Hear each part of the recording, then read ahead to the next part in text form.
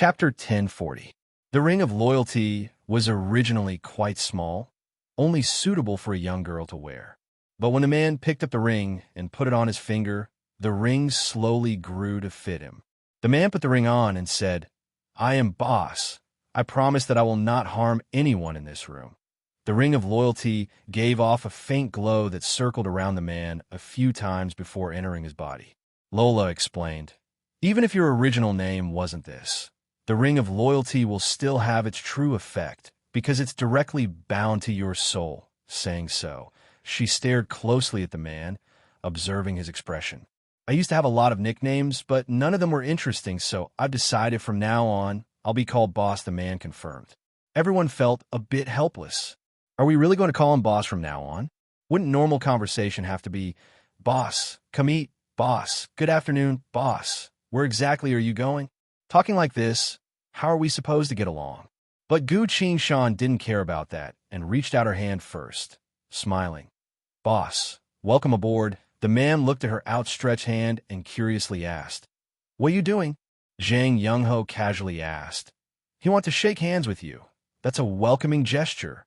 And you don't even know this. Do you not normally interact with people?" "That's right," the man generously nodded. "I've always been at a place far away from people until I got heavily injured recently. Only then was Gu Qingshan saved me and brought me here to interact with you." Hearing that, everyone felt a bit of sympathy. No parents, far away from people, heavily injured. In truth, this man was quite strong himself, but still met such a fate. Fine, boss it is, boss it is. It's just a name anyway. Thinking that, everyone slowly accepted this name. Gu Qingshan said, "Boss, you should rest for a bit." Yi Feili, "Give him another soul points drink, okay," Yi Feili said. Gu Qingshan looked at Magic Dragon and said, "Now, please tell me where Xiaoxi is. I imprison her in the depths of the Fortune Shrine, and the coin is there too." "The leader of the Fortune Shrine is in charge of it," said Magic Dragon. "Very well, let's go now," Gu Qingshan immediately said. "I don't want to go," Magic Dragon said. "What's wrong?" Gu Qingshan asked. "That palace mistress has always worshipped me. I am her god, and now you want me to meet her like this?" The demon dragon half protested and half complained. As it spoke, it stole a glance at its master. The master did not comment. He just looked at Gu Qingshan indifferently. Gu Qingshan looked at Magic Dragon, who was wearing a jade green hat, a head full of ornaments, and a face full of drawings. It's a bit inappropriate to meet a woman like this. However, there's something I need to make clear first. Have you ever used your identity as a deity to fool around with the women of the 900 million world layers?" Gu Qingshan sternly questioned him. I definitely haven't. I wasn't originally interested in such things. The palace mistress and I only managed to form a connection through discussing space-time and fate," Magic Dragon swore. "Very well, I'll believe you for now. Do you have any keepsake?" Gu Qingshan asked. Magic Dragon sighed in relief and replied, "I do. Take a strand of my hair. The palace mistress will recognize me as soon as she sees it." Gu Qingshan then swung her sword and cut off a strand of his hair. As he was about to catch the strand of hair, his body froze. Some kind of heavy and suffocating shadow slid past his spirit sense. Gu Qingshan shuddered. Lin's expression was also a bit heavy. "Did you sense it?" Lin asked. "I did. What about you?" Gu Qingshan replied. "That's right. What about you?" Gu Qingshan asked. "My instincts aren't as sharp as you cultivators, but I can still sense a desperate battle approaching us," Lin replied. She couldn't help but give off a faint fighting spirit. Gu Qingshan continued. "It's not just a battle. My spirit sense is stronger than most cultivators. I can also sense death." Gu Qingshan touched her back. Her hand was soaked in cold sweat. As the others heard that, they all had different expressions. Yi Feili helplessly replied. "I can't sense anything at all," Zhang Youngho pondered and said. "I can faintly sense that we're currently in a state of being hunted." The man called Boss took out a book and carefully flipped through it. Oh no. "I can see that one of my enemies is coming," he said. "It's your enemy? Why do I feel like I'm the one being targeted?" Gu Qingshan scowled and asked. Boss replied, "That would depend on how much you're related to my matter. Come, Put your hand on mine. I'll take a look at something that's related to you. This book of yours, it can see something that happened not too long ago, something that's related to our lives. Gu Shan then put her hand on Boss's. His gaze fell onto the book. Something miraculous happened. The bottom left page of the book was originally blank, but now it quickly displayed the Soul Shrieker's appearance. The Soul Shrieker was standing on the back of an abyssal behemoth, quickly moving through the endless void. On the upper right side of the book, a black crow slowly manifested. 3 girls were sitting on the black crow's back. Su Cher, Anna, and Ning Yuechan. Why are the 3 of them together? And they're being chased by the Soul Shrieker. Gu Shan exclaimed in shock. Ning Yuechan? Zhang Youngho asked. Who is this Ning Yuechan? Yifei Li also asked. Someone from the same cultivation world as me, Gu Shan replied. A female cultivator who's been running around the world in search of Gu Shan. I took her under my wing, currently the captain of the Bramble Bird Guards, Lola also explained. Zhang Youngho and Yifei Li both understood. Gu Shan didn't care about anything else and shouted in a low voice. Lola, lend me your armor. Got it, Lola replied. The king's armor once again appeared on Gu Shan's body, as well as the 4 swords on his back. It couldn't be helped. Since they were going against the Soul Shrieker, no amount of preparation would be too much. Can you tell where they are? Gu Shan asked Boss. Unfortunately, my book can only show a general picture. I can't confirm their location, Boss apologized. Gu Shan, don't worry. Since I can see these images, I have a way to obtain more information, Lola said. Really? Gu Shan was overjoyed. Lola took out a golden alarm clock from her backpack and gave it to Boss. This is a single-use space-time artifact, capable of tracing past events based on even the slightest clue, displaying them and determining their location. Boss received the golden alarm clock and smiled. This thing seems quite valuable, and it can only be used once. That's right. Use it, Lola told him. Boss nodded and crushed the golden alarm clock in his hand. The hour hand, minute hand, second hand, as well as a series of numbers and components fell onto the book. These golden remains emitted a burst of bright light and soared into the sky from the book. At the same time, the image on the book disappeared. Everyone saw that the bright radiance in the air had turned into a light and shadow. This is the scene from about 10 minutes ago. You can hear what they were saying. As for their location, it will take a bit of time to confirm, Lola explained. 10 minutes ago, Gu Shan was a bit anxious. 10 minutes had already passed. I wonder if the Soul Shrieker has caught up to them yet. Damn it! Where exactly are they? Gu Shan clenched her fists tightly. The 3 girls on the projection began to talk. Su Cher was the first to speak. We were a bit unlucky, falling in love with the same man. Hearing this, everyone couldn't help but be surprised. What's going on? The Soul Shrieker is still chasing after them. Why are they still in the mood to talk about this? Everyone couldn't help but sneak glances at Gu Shan. Gu Shan pretended not to notice everyone's glances and continued watching the projection. On the projection, Ning Yuechan spoke. She asked, "What kind of person is he?" It's hard to say, right? He's also a cultivator, a sword cultivator? Oomph. Ning Yuechan scoffed. What's wrong with a sword cultivator? Su Cher and Anna asked at the same time. A sword cultivator, wavering. I've always felt that there aren't a lot of good sword cultivators. And here I was wondering what was going on. Not only did he use some sort of trick to force you to give your heart, he even forced you to go through such suffering. I hate people like that. There's no need for you to explain for a man like him. After the Bramble Bird Kingdom's matter is over, I'll take a good look at him for you on the projection. The scenes of the 3 girls' conversation flashed by. Everyone's gazes slowly focused on Gu Shan. Ahem, I can actually prove that Gu Shan doesn't seem to have done anything at all, Yifei Li said. It doesn't seem like it, Lin casually replied. Zhang Youngho was more observant than Yifei Li, and he was also better at talking, so he spoke up. Gu Shan is a good brother of mine. In truth, during these past few years, he hasn't even had the time to sleep much, so he hasn't offended anyone. But he's just so likable. What can you do about it? Hearing that, Lin recalled the things she saw about Gu Shan in the past, and felt that Gu Qingshan was suffering too much. Dating? She knew everything about Gu Qingshan, and she knew about these girls, so she was mentally prepared. Even though she already knew, she still couldn't control herself when she needed to get angry. When it comes to matters of the heart, I can't help myself. Lin's thoughts turned and recalled the two other girls she saw in Gu Qingshan's memories. They were Gu Qingshan's maids, who eventually became his junior sisters. They said, Gu Qingshan is a virgin. Recalling what she saw at the time, Lin's annoyance dissipated a bit. The projections slowly faded, leaving a long string of numbers in the air. Lola stared at the string of numbers and sighed in relief. This is the 900 million world layers coordinate talisman. Very good. It seems we already know. She exclaimed in surprise. They seem to be near the Bramblebird Kingdom. They're about to arrive here.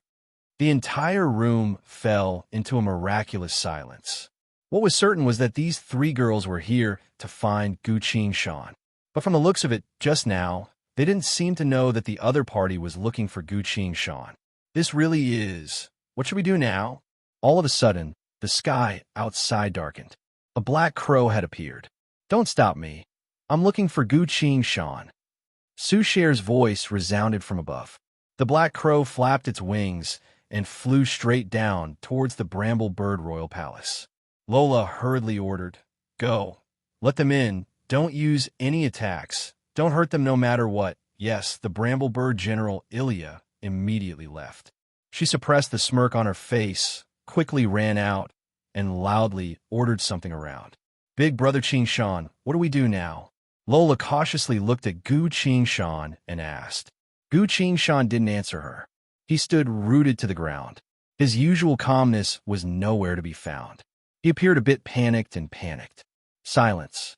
Everyone else tried their best to remain silent, occasionally sneaking glances at him. Although the Soul Shrieker was also approaching, against such a monster-like threat, they could still run away if necessary. But Gu Qingshan really had nowhere to run to. Against danger, this brat always had the ability to turn back from the brink of death and turn the tides around. But this time, it was even more dangerous than any other time. Within the silence, everyone looked back. It turned out to be Magic Dragon. Magic Dragon recalled Gu Qingshan's stern questioning from before and couldn't help but chuckle. Please remember this book's domain name. Mobile version. Chapter 1041. In the room, Boss, who had been silently watching on the side, glanced at Gu Qingshan and couldn't help but ask, Does the matter of women cause him a lot of trouble? That's right.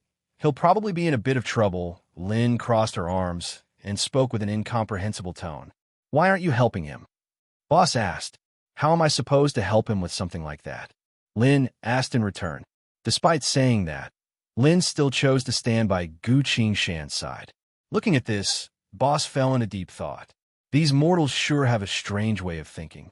The war between the parallel worlds and the apocalypse was currently at a crucial juncture. Chaos had suddenly erupted, wanting to completely destroy order and plunge this void into the era of chaos. Its envoy was chasing after the three of them.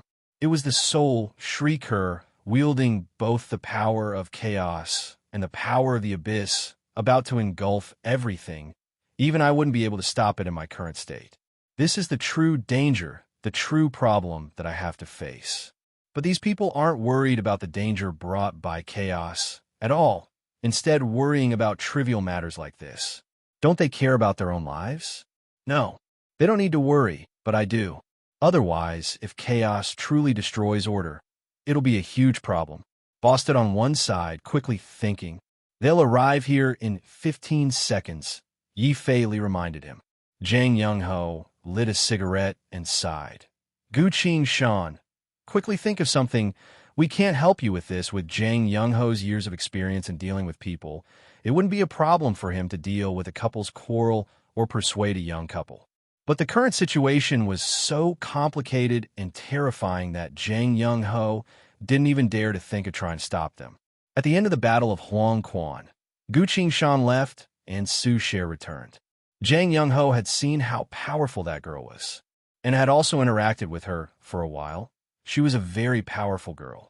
There was also Ning Yuechan, who came from the world of cultivation. Judging from the light and shadow, she was able to shock Anna and Su Sher with just a few words. It was obvious that she was not a simple person. So, only Gu Qingshan could deal with this matter by herself. Boss listened quietly to their conversation and scrutinized Gu Qingshan's expression. From Gu Qingshan's current expression, she was only worried about the 3 women who were about to arrive, not someone who could deal with the soul shrieker. Boss looks at the can in his hand. He didn't expect that he could only rely on himself at such a critical moment. He walked in front of Magic Dragon and began to pour a soul points drink in a Magic Dragon's mouth. "What are you doing?" Yi Fei asked. "Since you guys don't care, I can only prepare myself for the upcoming crisis," Boss said decisively. Yi Fei didn't ask any more questions. If he can tame Magic Dragon and Magic Dragon is obedient, there's nothing to worry about. The others also didn't care about this. Although Boss's actions were a bit unexpected, no one cared about what he was doing. A mass of darkness descended from the window. The Black Crows of Death had arrived at the royal palace. The 3 girls jumped down from the crows and entered the room. Lines of notifications rapidly appeared in front of Ning Yuechan, and Su Sher's eyes, frowny face. "The envoy of chaos is about to arrive. Please immediately hand over this order to Gu Qingshan. The envoy of chaos is about to arrive. Please immediately hand over this order to Gu Qingshan. The envoy of chaos is about to arrive. Please immediately hand over this order to Gu Qingshan." The 2 of them understood. They were able to sense the soul shrieker's presence from afar within the space vortex. It was truly a terrifying presence that made them feel completely unable to resist. Hopefully there's still time. Hopefully, Gu Qingshan will be able to receive the order's help and calmly face this terrifying enemy. Su Sher and Ning Yuechan both leapt forward, each holding one hand towards Gu Qingshan. "Give me your hand, Qingshan. Qingshan, prepare to catch this," they shouted. Saying so, they exchanged glances, then looked back at Gu Qingshan.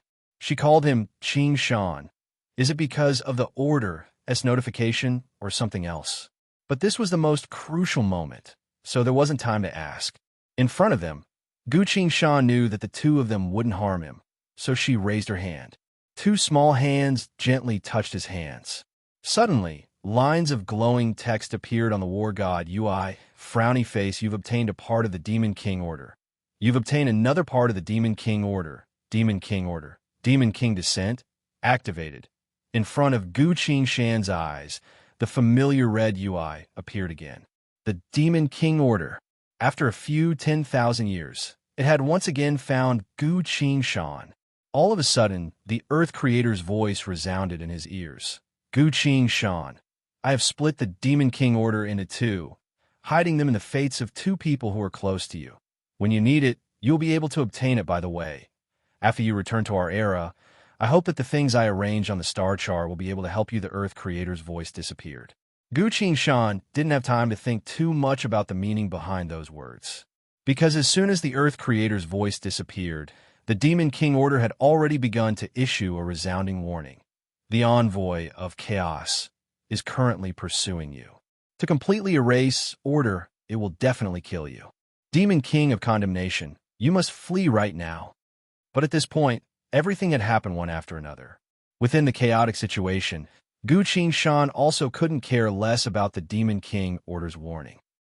In front of him, Su Sher, Anna, and Ning Yuechan were all looking at him. All 3 of them had gentle gazes. It really has been a long time since we last met. The scene went silent for a split second. Su Sher was about to ask about Gu Qingshan's situation. She originally wanted to ask about Gu Qingshan's situation, but Anna beat her to it. Anna immediately noticed Lin, who was standing next to Gu Qingshan, and curiously asked, "Miss, who are you? Why are you standing next to him?" This little girl's tone carried a strong sense of suspicion, causing Lin to raise her eyebrows. "Are you questioning me? Who I am is none of your business." Lin's fists slowly clenched. She was a martial artist from the bygone era, an expert who would kill without a second thought. Even during her era, no one had ever dared to speak to her like that.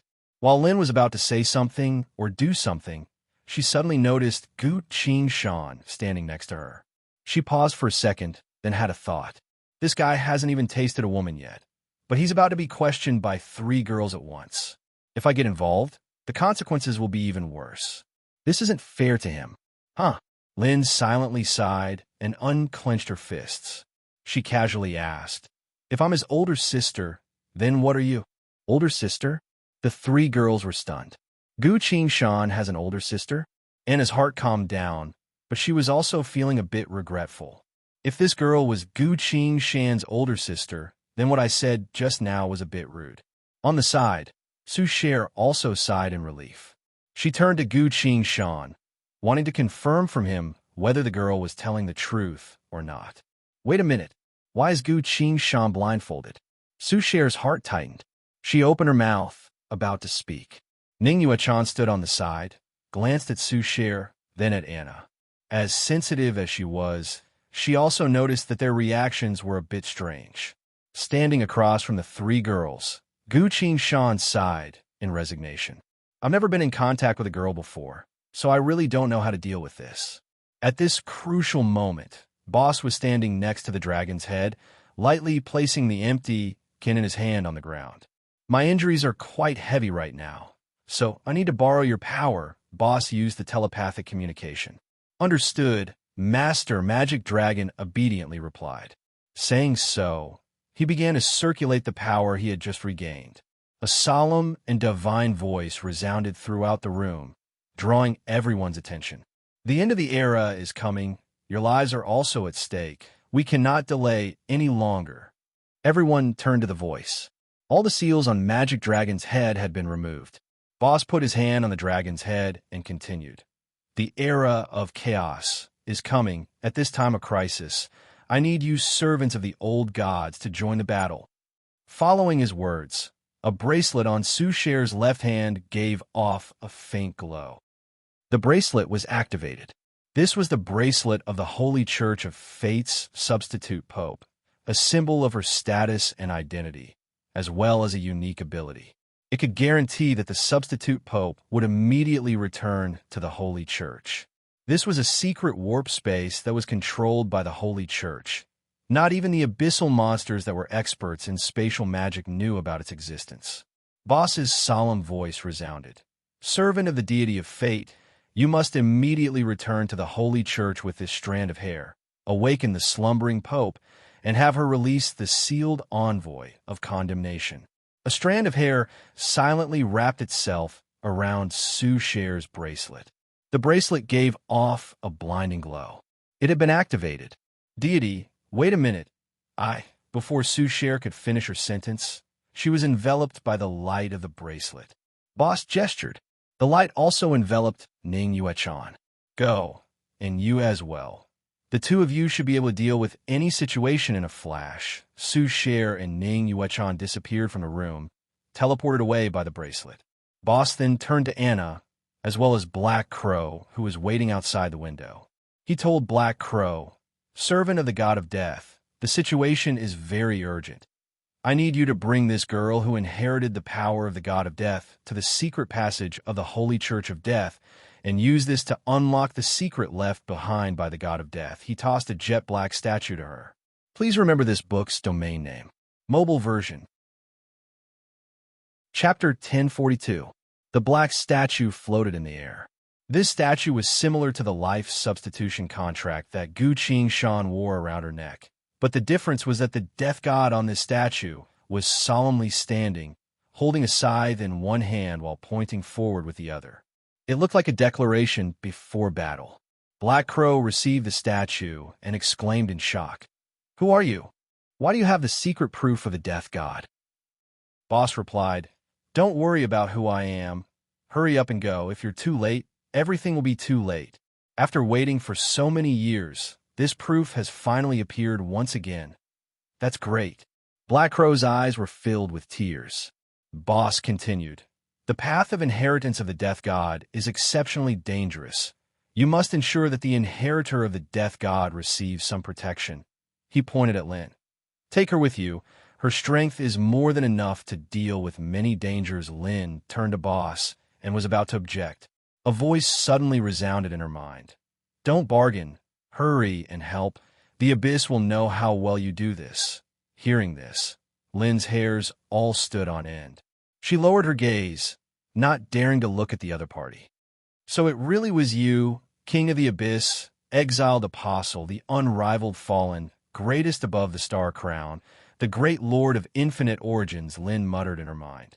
That is all in the past. There is no need to speak of it. Go, help the inheritor of the death god awaken her divine kingdom. We currently need more power to resist this crisis. Boss's voice once again resounded in her mind. After a short pause, Boss's voice continued. Perhaps, if you do well, the Abyss will once again shelter you, perhaps even allowing you to take another step forward. Understood, Lin replied. Black Crow put the statue away, flew into the room, grabbed both Anna and Lin with one claw each, then flew out the window and into the sky. From afar, Anna's voice resounded. Wait! Her voice slowly went further away until it couldn't be heard anymore. After doing that, Boss was about to issue something else when Magic Dragon abruptly spoke up. Master, I've used up all my strength. I need to sleep now. Boss was startled and said with slight regret. Oh no, I just used up all my remaining power. Now even you can't use any more power. It's going to be troublesome. Magic Dragon did not respond. It slowly closed its eyes. It's dead. As an abyssal monster, it would probably need a long period of time before it would awaken again. Boss sighed and removed his hand from the Black Dragon's head. This way, the matter of the coin is settled, and the believers of the God of Death will also find a way to enter the Divine Kingdom. Next, it's time for us to think of a way to protect the final order and prevent it from being wiped out by the envoys of chaos. He muttered to himself. The entire room was silent. Too many things had happened just now and contained too much information. No one had been able to react. Until this moment, everyone was staring at Boss. Lola's eyes turned a bit and muttered in a low voice. If nothing else, I finally understand why this guy became Gu Qingshan's mutual savior. That's right, he truly saved Gu Qingshan from that most dangerous situation, Ilya agreed. However, the more important issue was, even if Boss was using Magic Dragon's power, he still knew too much. Gu Qingshan asked, Boss, who exactly are you? About that. In truth, when you saved me, I was fighting against the soul shrieker. Boss raised the book in his hand. The book hovered in the air and automatically flipped. Gu Qingshan's group witnessed the battle between the soul shrieker and Boss. Boss continued, I, on the other hand, have been trying to stop the spread of chaos. But because my injuries were too severe, I couldn't exert my full strength and was defeated by it. It was at that moment that you saved me, Gu Qingshan asked, which means just now, you were making preparations to deal with the soul shrieker. That's right.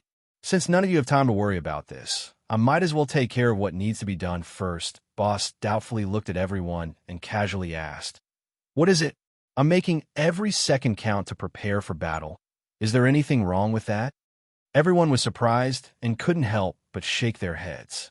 For Boss, he was indeed making preparations to deal with the soul shrieker. But at the same time, he had accomplished something else. Gu Qingshan patted his shoulder and praised. You did the right thing, Lola also added. That's right, you saved a certain someone. Boss stretched his back and yawned. That's good to hear. This is all I could do. His body was swaying. His eyes were closed, but he was still muttering, The rest will depend on you all. Don't after I wake up. Discovered. It's all over. He collapsed. Gu Qingshan hurriedly caught him and carefully placed him on the sofa. Everyone gathered around him. Is he dead? Yi Fei Li asked. No, he seems to have fallen into some sort of slumber, Zhang Yongho replied. According to him, his injuries were already quite severe. Perhaps his combined power with Magic Dragon just now had exhausted his stamina, Lola deduced.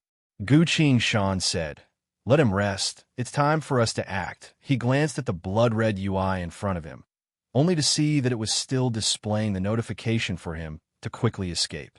Lola, protect your kingdom. Ing Hao, Fei Li, we're going to leave right now, Gu Qingshan said. Got it, Zhang Yongho replied. I can leave at any time, Yi Fei replied. No, why do you have to leave? Lola asked in dissatisfaction. Gu Shan crouched down in front of her and gently told her, the Soul Shrieker only wants to destroy order. As long as we leave, it will chase after us and not touch your kingdom. No, Gu Shan, I want to fight by your side. Lola clenched her fists tightly. Gu Shan sighed with a bit of worry in her eyes. Fool, the Soul Shrieker is a soul-eating monster. No one in the entire 900 million world layers can win against it. We can only fight against it while trying to come up with a solution. We can't drag you into this. This isn't dragging me into this. I'm willing to join your battle. Lola replied. No, you're still too young. You need more time to grow. Before you grow up, I can't let you face a monster like the Soul Shrieker, Gu Shan replied. Lola took a step back and pursed her lips. She looked at Gu Shan's resolute gaze and knew that she wouldn't be able to convince her. Men, prepare a ship for them. Bastard, I don't want to see you anymore. Lola turned around and ran out of the room. Gu Shan crouched on the ground and didn't move. Her Majesty the Empress is angry, Zhang Yongho shrugged. Gu Shan lowered her head. She can't be angry either. No one can resist the Soul Shrieker, soul-sucking technique. What do we do with this person? Yi Fei asked. He pointed at Boss, who was snoring away. Bring him along, Gu Shan said. This person who calls himself Boss knows a lot of secrets. He's fully focused on preparing to fight against the Soul Shrieker. He also said that he's willing to join our group. When he wakes up, he might become a decent combatant. The three of them didn't stay still for too long. The Bramble Bird Kingdom ship was prepared. Gu Shan's group was invited to board the ship. Hey, isn't this too much of a difference? Why isn't there a single person here to send us off? Yi Fei commented. Be content. It's already good enough that they gave us a ship, Zhang Yongho replied. He crouched down and put Boss down on the deck of the ship. The deck was covered in a thick layer of white leather armor. It was unclear what kind of creature it was made from, but when Zhang Yongho tried to cut it with his dagger, he only managed to leave a white mark. Yi Fei also manifested the crimson glow on her hand into a sharp claw and scratched at the railing. The railing was made entirely out of a unique and sturdy metal, leaving not a single scratch on it. Standing on the spaceship, an invisible warmth enveloped their bodies, as if it was ready to replenish the energy of the people on the spaceship at all times. This ship seems to be quite advanced. It's even bigger and more complicated than the one the Bramble Bird Kingdom used to pick me up. Yi Fei's gaze scanned through the ship and spoke with an experienced tone. Zhang Yongho nodded. I've been in the strife zones for so long, but I've never seen such a luxurious ship before. This is Queen of Thorns, Lola's personal ship. Gu Shan sighed emotionally. He had seen this ship before. The Bramble Bird Kingdom was the wealthiest country in the 900 million world layers, and this ship was the best one the Bramble Bird Kingdom had. Although Lola was angry, she still gave them the best ship they had. Take care, boss. I'm going down to pilot the ship, Gu Shan said. No problem. But where are we going next? Zhang Yongho asked. Gu Shan appeared contemplative. Now that he recalled what had just happened, he gradually realized some secret information. When the Demon King order fused again, the Earth Creator's voice appeared, saying that it hoped that the things it arranged on the star chart would be able to help Gu Shan. The Earth Creator was able to see through all possibilities in the future. If it was able to hide the Demon King order, it would naturally be able to hide its other preparations as well. There must be something it left on the star chart. But Gu Shan didn't manage to travel through the entire star chart, as it was cut off when they were heading to Riddle World. I need to take a look at the world layer chart and compare it with one of my navigation charts to confirm where we need to go. Let's just run now to avoid getting caught, Gu Shan said. While they were talking, the ship began to shake. HM. The three of them looked up at the same time, exchanging doubtful glances. Could this ship be an automatic one? All of a sudden, with a shah, the ship turned into a blurred image and disappeared into the horizon. Yeah, why is that ship so fast? I don't know, but seems really impressive. Where are we going? The three of them could only be heard in the sky. Following that, one by one, the spaceships rose into the air and followed closely behind them. The Bramble Bird Royal Fleet had set off. Ilya stood at the bow of one of the ships, holding a communicator in her hand, and said, "Queen of Thorns, you can go a bit faster. We can keep up." A few moments later, Lola's voice came from the communicator. "The Empress has received my order. All members of the fleet, full speed ahead." Please remember this book's original domain name. Mobile version. Chapter 1043. The Queen of Thorns ship. The cabin. "Come out." "I'm not coming out." "Come out. I won't scold you anymore." "Humph. I've already seen your true thoughts through a treasure. You want to spank my butt. I'm not going to fall for it." "Lola, what you're doing is the same as dragging the entire Bramble Bird Kingdom into war. I won't be able to forgive you." "Gu-Ching Shan, I am the Queen of Thorns. Whatever I want to do is my freedom. You can't interfere with my freedom." "Open the door. We're going to talk." "I'm not talking. I'm already an adult. My decisions won't change." The door of the cabin was tightly shut, sealed by the power of over 10 million treasures, unable to be opened at all. Gu-Ching Shan couldn't force his way in either. He stood at the door and shook his head helplessly. Lola's voice softened a bit. "Gu-Ching Shan, trust me. My travel arrangements and battle plan are complete. Nothing will happen to the Bramble Bird Kingdom, and there won't be any casualties." "Really? Tell me your plan," Gu-Ching Shan said. Lola slowly explained. A few moments later, Gu-Ching Shan nodded. "That's a good plan, but there's still a certain amount of danger. I think you..." Lola cut him off and raised her voice. "In this world, is there anything that isn't dangerous? You can even choke to death while eating." "Gu-Ching Shan, don't you dare chase me back." Gu-Ching Shan couldn't help but facepalm. After a while of silence, he said, "All right, come out. I can't. I need to fly the ship for a bit longer." "Go do what you need to do. I'll come find you in a bit," Lola said. "Don't be ridiculous. We haven't even left the Bramble Bird Kingdom's territory yet. Don't you dare chase me back." Lola clenched her fists tightly. On the deck, Jang Young-ho sat with his back against the wall. He took out a bottle of liquor, poured himself a full glass, and slowly drank. Beside him, Yi Fei projected a holographic screen and was playing a game. "Speaking of which, I quite sympathize with Gu-Ching Shan." Jang Young-ho smacked his lips and commented. Yi Fei Li's eyes didn't leave the screen. "Let's not talk about him. What about you? I thought you were chasing after the president's daughter." "I was dumped," Jang Young-ho said dejectedly. "No way. I remember that before you left, you were already holding hands with her." Yi Fei was surprised. "It can't be helped. What I want is a stable life, to spend time with each other, get married, have children, and be filial to my parents. There's nothing wrong with that, but it's currently the apocalypse. I have to think of a way to become stronger, come to the 900 million world layers to see the truth of the matter, and find a way to truly survive. Rather than being a government official who is kept in the dark and is content with living a simple life," Jang Young-ho replied. "There's no way around it at all?" Yi Fei asked. "I've killed countless people in my life. My skills are unparalleled. I can handle any situation with ease. But when it comes to making a woman happy, I've always been a mess." Jang Young-ho shook his head. Yi Fei thought for a bit, turned off the game, and sat down next to Jang Young-ho. "Give me a glass of liquor." Jang Young-ho poured him a glass. Yi Fei clinked glasses with him, and the two of them drank it all at once. After putting the glass down, Yi Fei finally said, "There's always a lot of helplessness in life, no matter how powerful a person is. Just look at Gu-Ching Shan. His swordsmanship is unparalleled. He has countless tricks up his sleeves. His willpower is as strong as steel, and he's an incredible person. If he's determined to do something, I don't think anyone would be able to stop him. But he's never been with a woman before. So once something happens, he panics and doesn't even know how to deal with it." At this point, Gu-Ching Shan's voice came from behind them. "So what do you think I should do?" The two of them turned around to see Gu-Ching Shan walking out from the cabin of the ship. "You couldn't persuade her?" Jang Young-ho asked.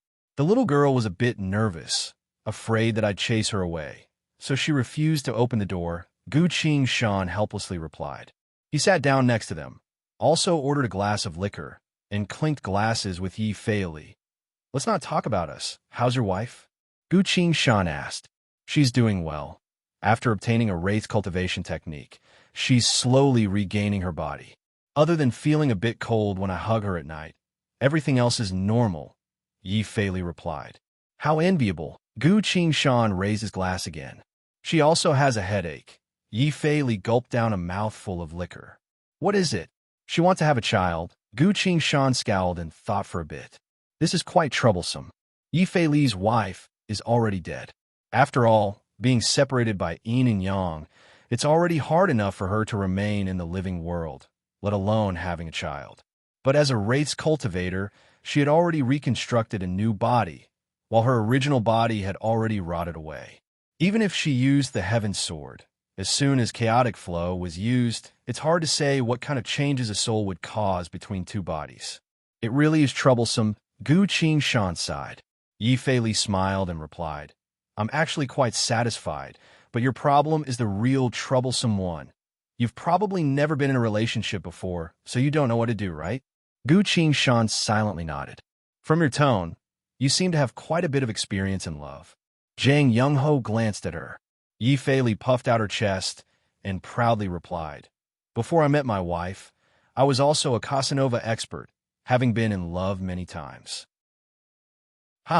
There were actually a lot of girls who liked me at the time, but I only wanted to play games, so I didn't really get along with any of them. Zhang Youngho and Gu Qingshan exchanged glances, both feeling a bit of admiration. Yi Fei Li was actually a Casanova expert? I didn't know that at all. About Gu Qingshan's situation, do you have any ideas? Zhang Youngho very seriously asked. I don't. Yi Fei Li answered without hesitation. Seeing their dissatisfied expressions, Yi Fei Li asked Gu Qingshan, Can you tell us which one of them you spent the most time with? Time with? Gu Qingshan scowled and thought for a bit before answering. For a very long time, I haven't spent too much time with any of them. The one I spent the most time with was Su Sher, and I only spent less than a day with her, such a short amount of time. Do you think you're in a relationship with any of them? Yi Fei Li asked again. Not really, because we don't even have the time to communicate or get along with each other. Being in a relationship is more like spending more time with each other, Gu Qingshan pondered and answered. That's the problem. Yi Fei Li clapped her hands and said. The problem? Gu Qingshan doubtfully asked. That's right. Yi Fei Li spoke with a serious expression. You need to go through a few relationships first before you know what you need to do. The problem right now is that you haven't spent too much time with them, you don't understand them at all, and you don't understand the situation. So how are you going to deal with this? Hearing that, Gu Qingshan's eyes lit up. He muttered, That's true. If I don't understand a thing at all, I won't be able to deal with it properly, Yi Fei Li concluded. That's why the most important thing for you right now is to go through a few relationships with girls. Gu Qingshan nodded again and again. On the side, Zhang Youngho also silently noted this down. Yi Fei Li suddenly took out her hollow brain and turned it on. A screen was projected in front of the three of them. I have quite a few romance movies here. Take a look and learn what it's like to be in a relationship, Yi Fei Li said. Gu Qingshan couldn't help but ask, Is that important? I remember that it's currently the apocalypse, and the soul shrieker is still chasing after us. Yi Fei Li spoke in a serious tone. If a person knows so many girls but doesn't know how to be in a relationship, he'll run into the apocalypse more often than not. Zhang Youngho patted Gu Qingshan's shoulder and said, Yi Fei Li is very experienced, and what she said makes sense. Let's learn a bit together. After all, I'm a hitman, and you're a swordsman. Neither of us are good at this. That's right. We should learn a bit.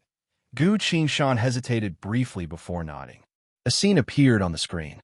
A few large words appeared. First, frowny face love dealer. Online learning.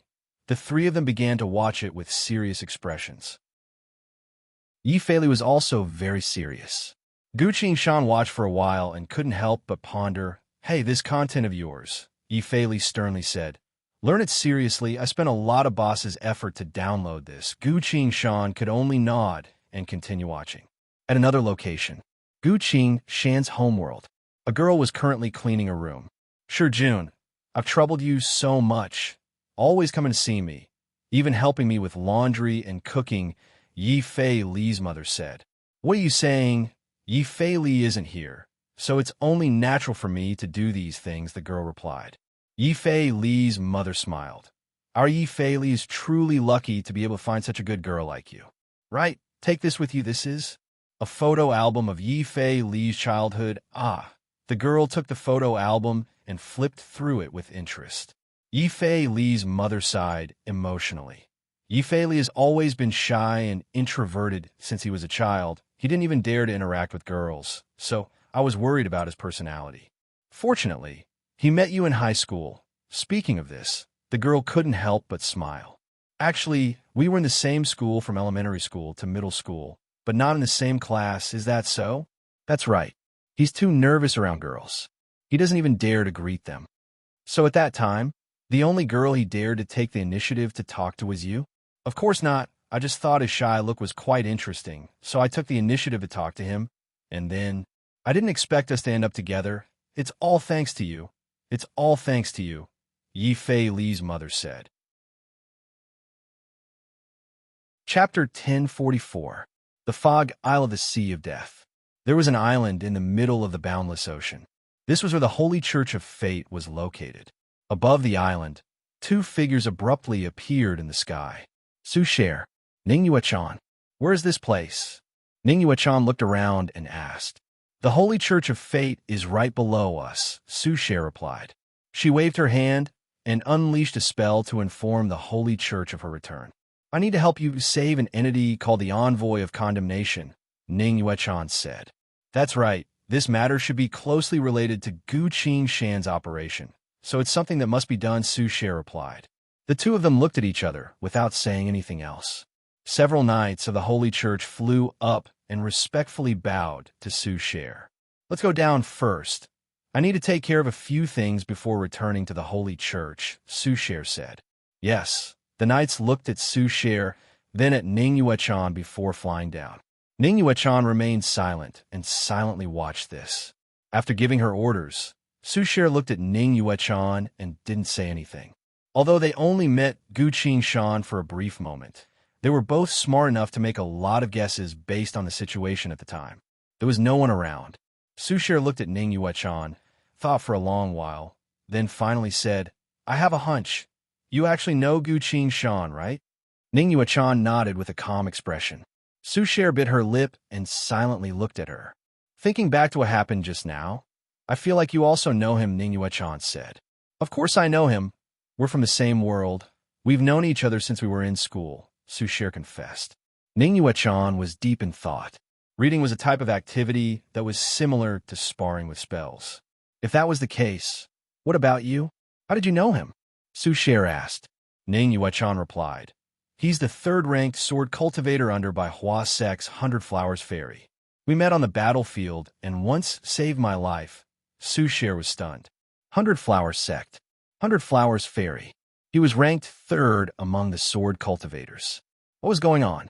Su Sher looked at Ning Yuechan and asked curiously, Did you get the wrong person? I wouldn't mistake him for someone else. I just want to know, when you met him, Ning Yuechan asked.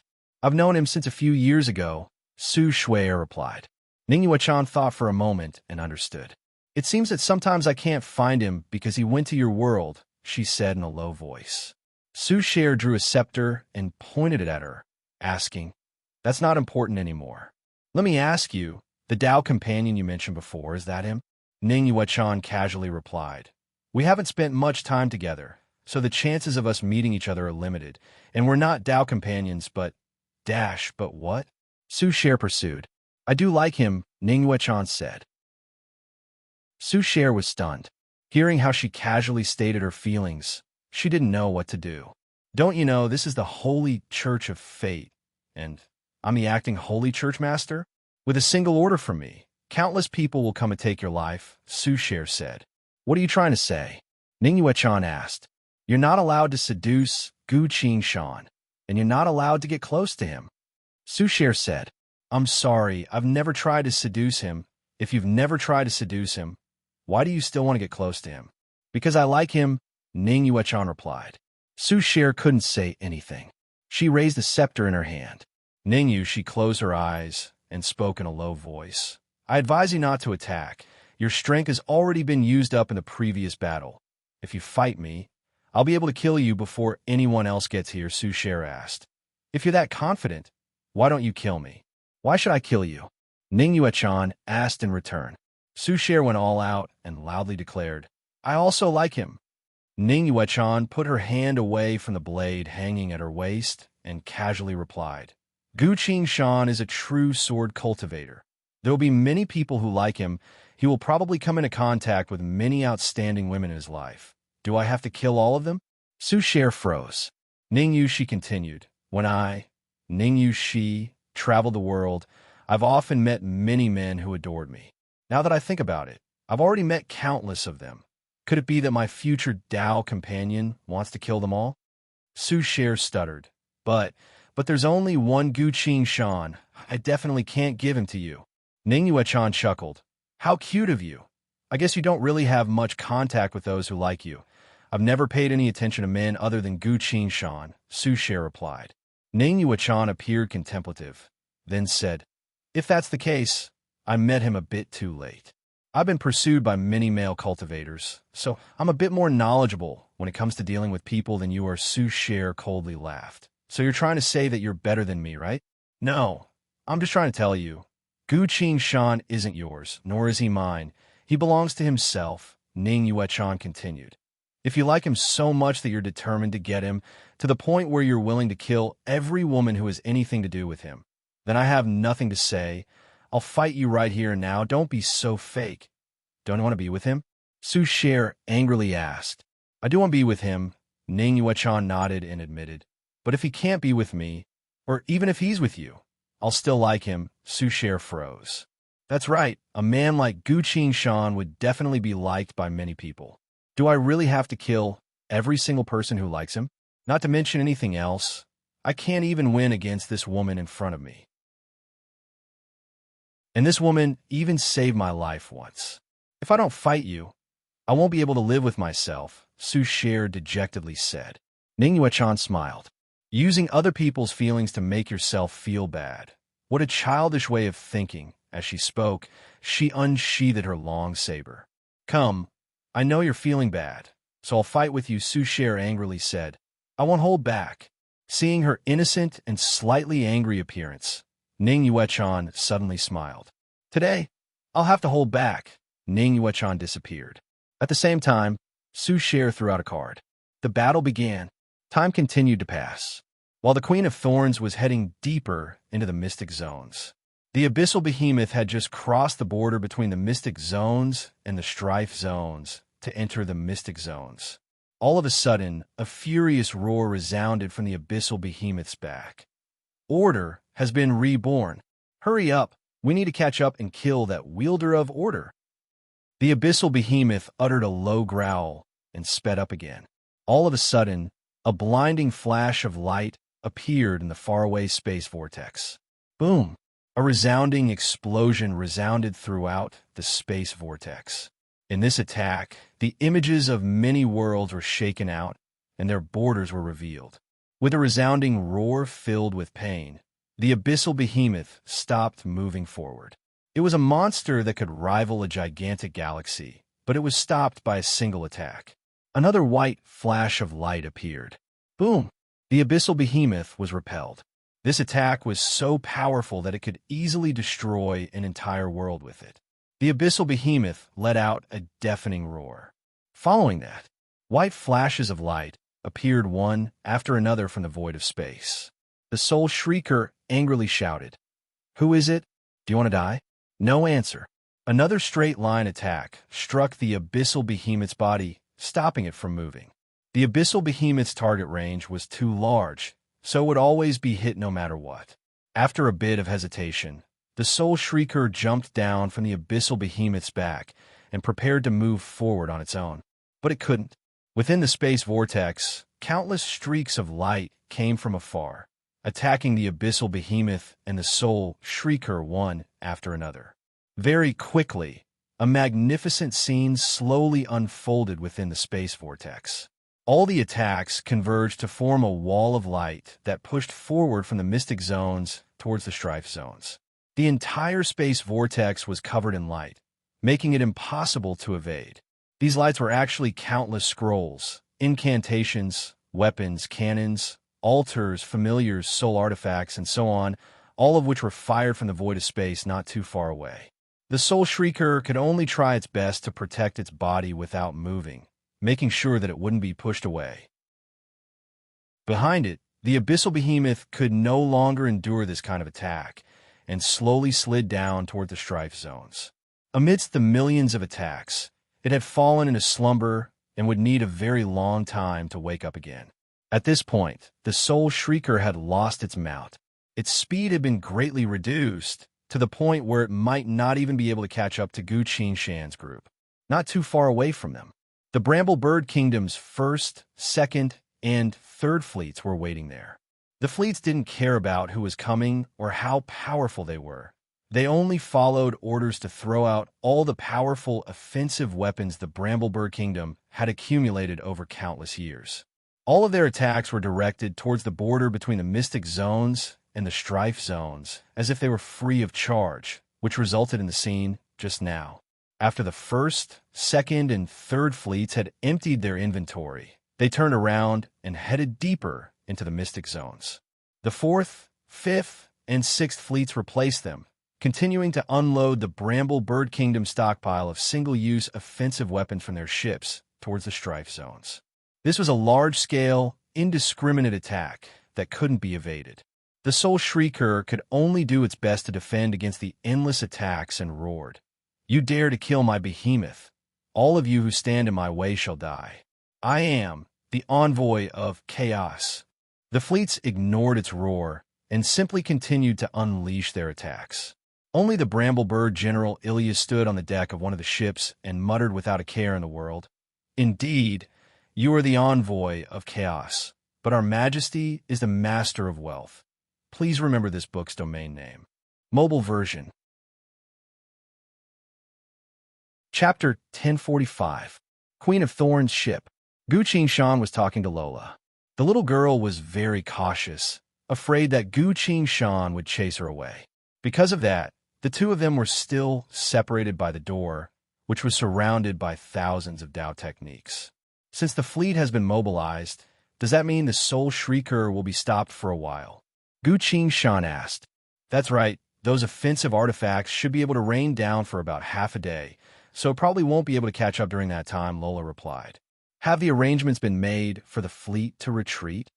Gu Qingshan asked out of concern. Everything has been arranged. The final wave of interception will be triggered by a trap-like offensive artifact. The fleet will be able to easily retreat, Lola pridefully continued. Now that the Soul Shrieker has lost its mount and has been beaten up for half a day, it probably won't be able to catch up to us, Gu Qingshan replied. This method can only be used once, and the Soul Shrieker seems to be able to sense the Order's location, so it will catch up to us sooner or later. That's a matter for the future. Lola snorted and said, Let's not be careless. We need to move forward at full speed to reach Riddle World as soon as possible, Gu Qingshan said. This Empress is personally piloting the ship today. Don't worry, Lola told her. Gu Qingshan nodded and returned to the deck of the ship. Not too long later, Boss opened his eyes and sat up from the floor. How long did I sleep for? He asked. Yifei Li gave him a bottle of Soul Points drink and replied. 3 hours. Boss received the drink, opened it, and drank it all at once. He looked around. Gu Qingshan, Zhang Yongho, and Yifei Li were all sitting next to him. The ship was steadily moving through the space vortex. Seems like the Soul Shrieker hasn't caught up yet. That's good news. Please give me another drink. Here, Boss opened the bottle and gulped it down in large gulps. Gu Qingshan asked, How are you now? Boss held the second can in his hand and wiped the corner of his mouth. It was a good sleep.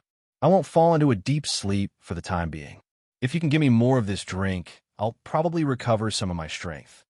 Regaining strength, this person was very knowledgeable and experienced. Just what kind of strength did he possess? As Gu Qingshan pondered, she gestured to Yifei Li. Do you have enough soul power?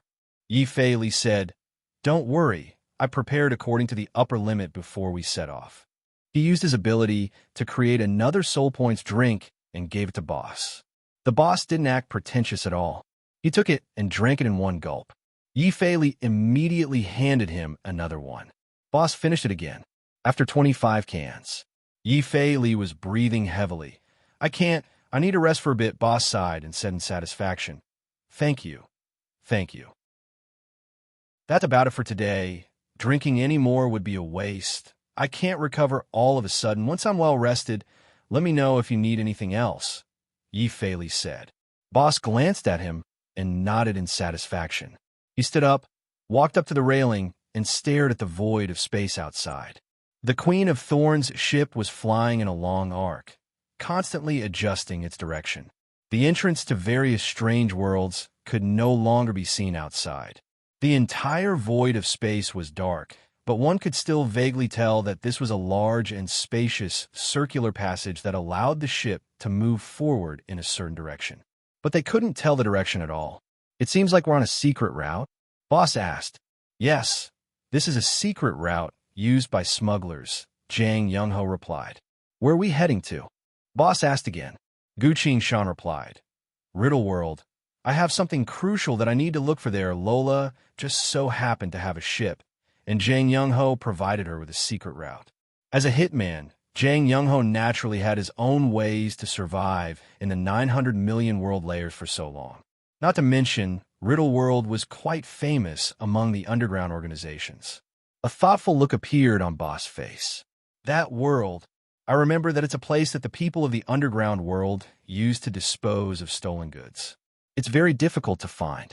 Are you sure that world will be of help to our next battle? I'm sure, Gu Qing-shan replied. The Earth Creator can peek into the future. It has made a lot of preparations. It must have something it wants to tell me. Boss asked, all right. How's the order? The Demon King order is constantly telling me to run away, Gu Qing-shan replied. Hearing that, Boss laid back down on the deck of the ship and lazily said, if everything is going smoothly, I'm going to rest a bit more. Call me if you need anything. Jang Young-ho took out a map and said, there's a supply station up ahead. We'll pass through it and reach Riddle World in about half a day. Everyone went back to rest. Yi Fei was playing a game. Boss was very interested and seriously watched for one side. Gu Qing-shan and Jang Young-ho were drinking and chatting about their experiences over the past year. Is chaos, really like you said, a personal support power? Jang Young-ho asked with interest. Ah, that's right. It's very interesting, but there are too many unknowns about it. I still haven't fully figured it out yet, Gu Qing-shan replied. If that's the case, I'd like to try it out if I have the chance. After all, I'm quite weak right now and need to replenish my strength, Jang Young-ho replied. Gu Qing-shan reminded him, be careful of the soul Shrieker. It's the envoy of chaos, so it might have a way to counter it. Jang Young-ho lowered his voice and asked, right? Why do you want to go to Riddle World? I once received a chance to enter Riddle World. There might be some things that my seniors left for me, but I was entangled with someone at the time, so I couldn't go, Gu Qing-shan replied. Jang Young-ho smiled. Things?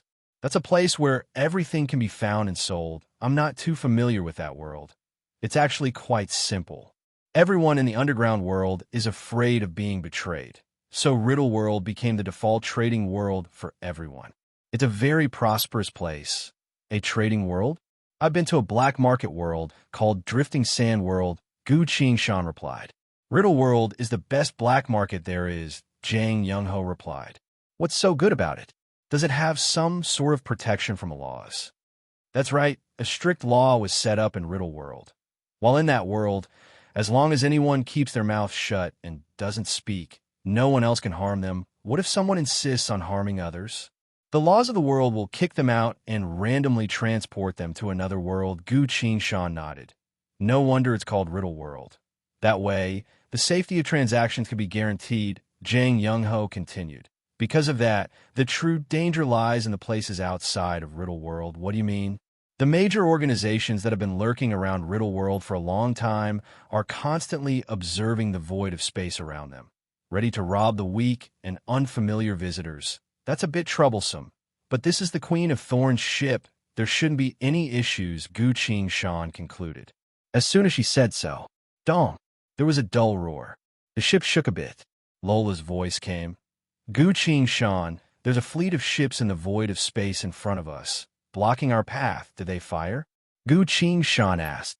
Yes, the ship is fine. They can't break through it at all. I just want to ask you what we should do now, Lola replied. Gu Qing-shan was surprised. This is the Queen of Thorns' ship we're talking about. Can't they recognize it?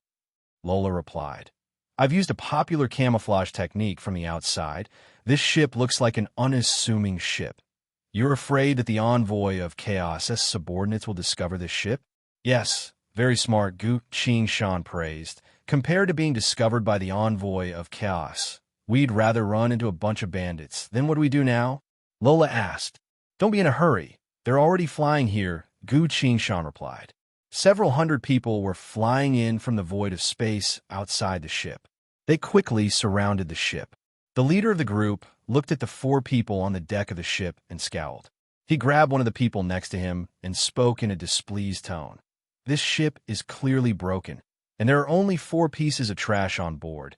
Is that really worth us mobilizing? The person who spoke was a lookout, so he nervously replied, a lot of ships have been disguised like this recently. I'm worried that they're the same. Hearing that, the leader of the group was pleased. He flew above the Queen of Thorns' ship, looked down at the 4 people below, cleared his throat, and asked, which one of you is boss? Everyone was surprised. Gu Qing, Zhang Young-ho, and Yifei Li all stepped aside, exposing the boss who was lying on the deck of the ship to the other party's line of sight. Boss, they're looking for you, Zhang Young-ho said. Chapter 1046. While the bandits were surrounding the Queen of Thorns' ship, Boss was resting on the deck of the ship with his eyes closed. It wasn't until the other party called out his new title that he opened his eyes. How strange. I've only just changed my name, and someone already knows. Boss muttered in a low voice. He stood up and evaluated the other party. I am Boss, what do you want? The leader was already impatient and waved his hand. Trash, take your subordinates and get out of this ship. Otherwise, I'll take your life right now. Boss was surprised. Trash, that word really is. Boss fell into a strange state of mind. How interesting. No one has ever dared to speak to me like that. Even the heir of Chaos only dared to call me by my title, not humiliating my identity, he muttered. Hearing that, the leader chuckled. This daddy has been on this side of the world for countless years. I've seen plenty of idiots like you who only know how to brag, Boss silently chuckled. Then you should see this for yourself. He raised his hand and spread his fingers.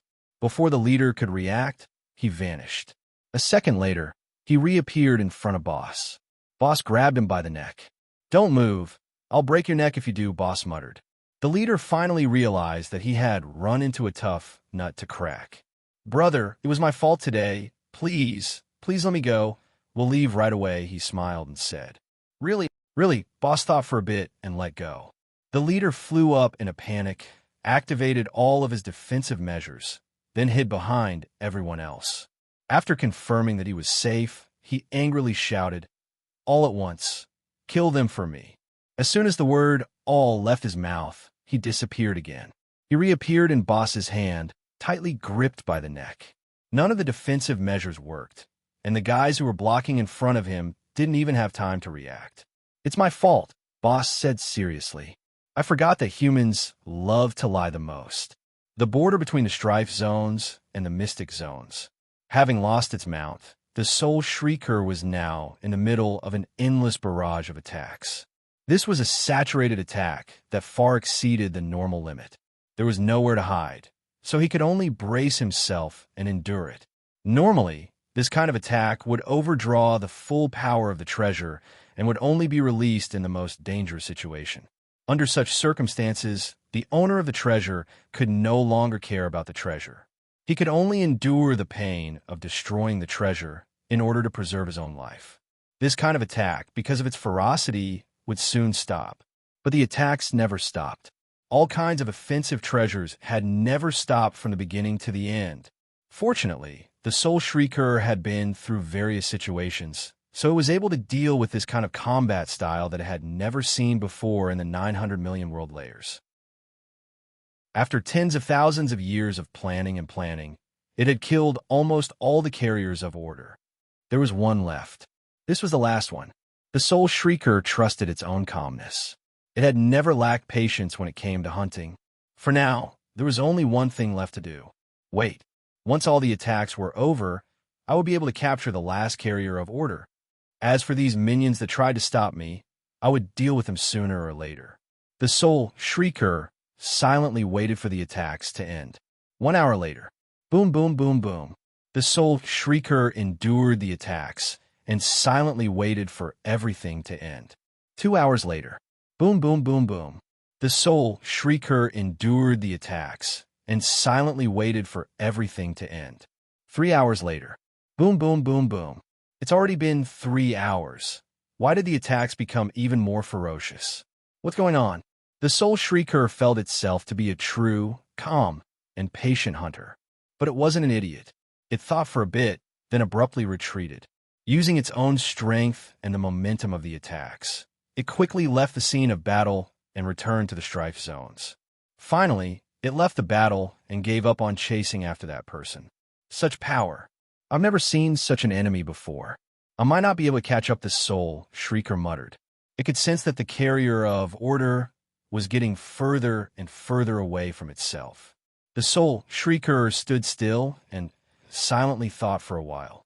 No, the era of chaos cannot be delayed any longer, it muttered to itself.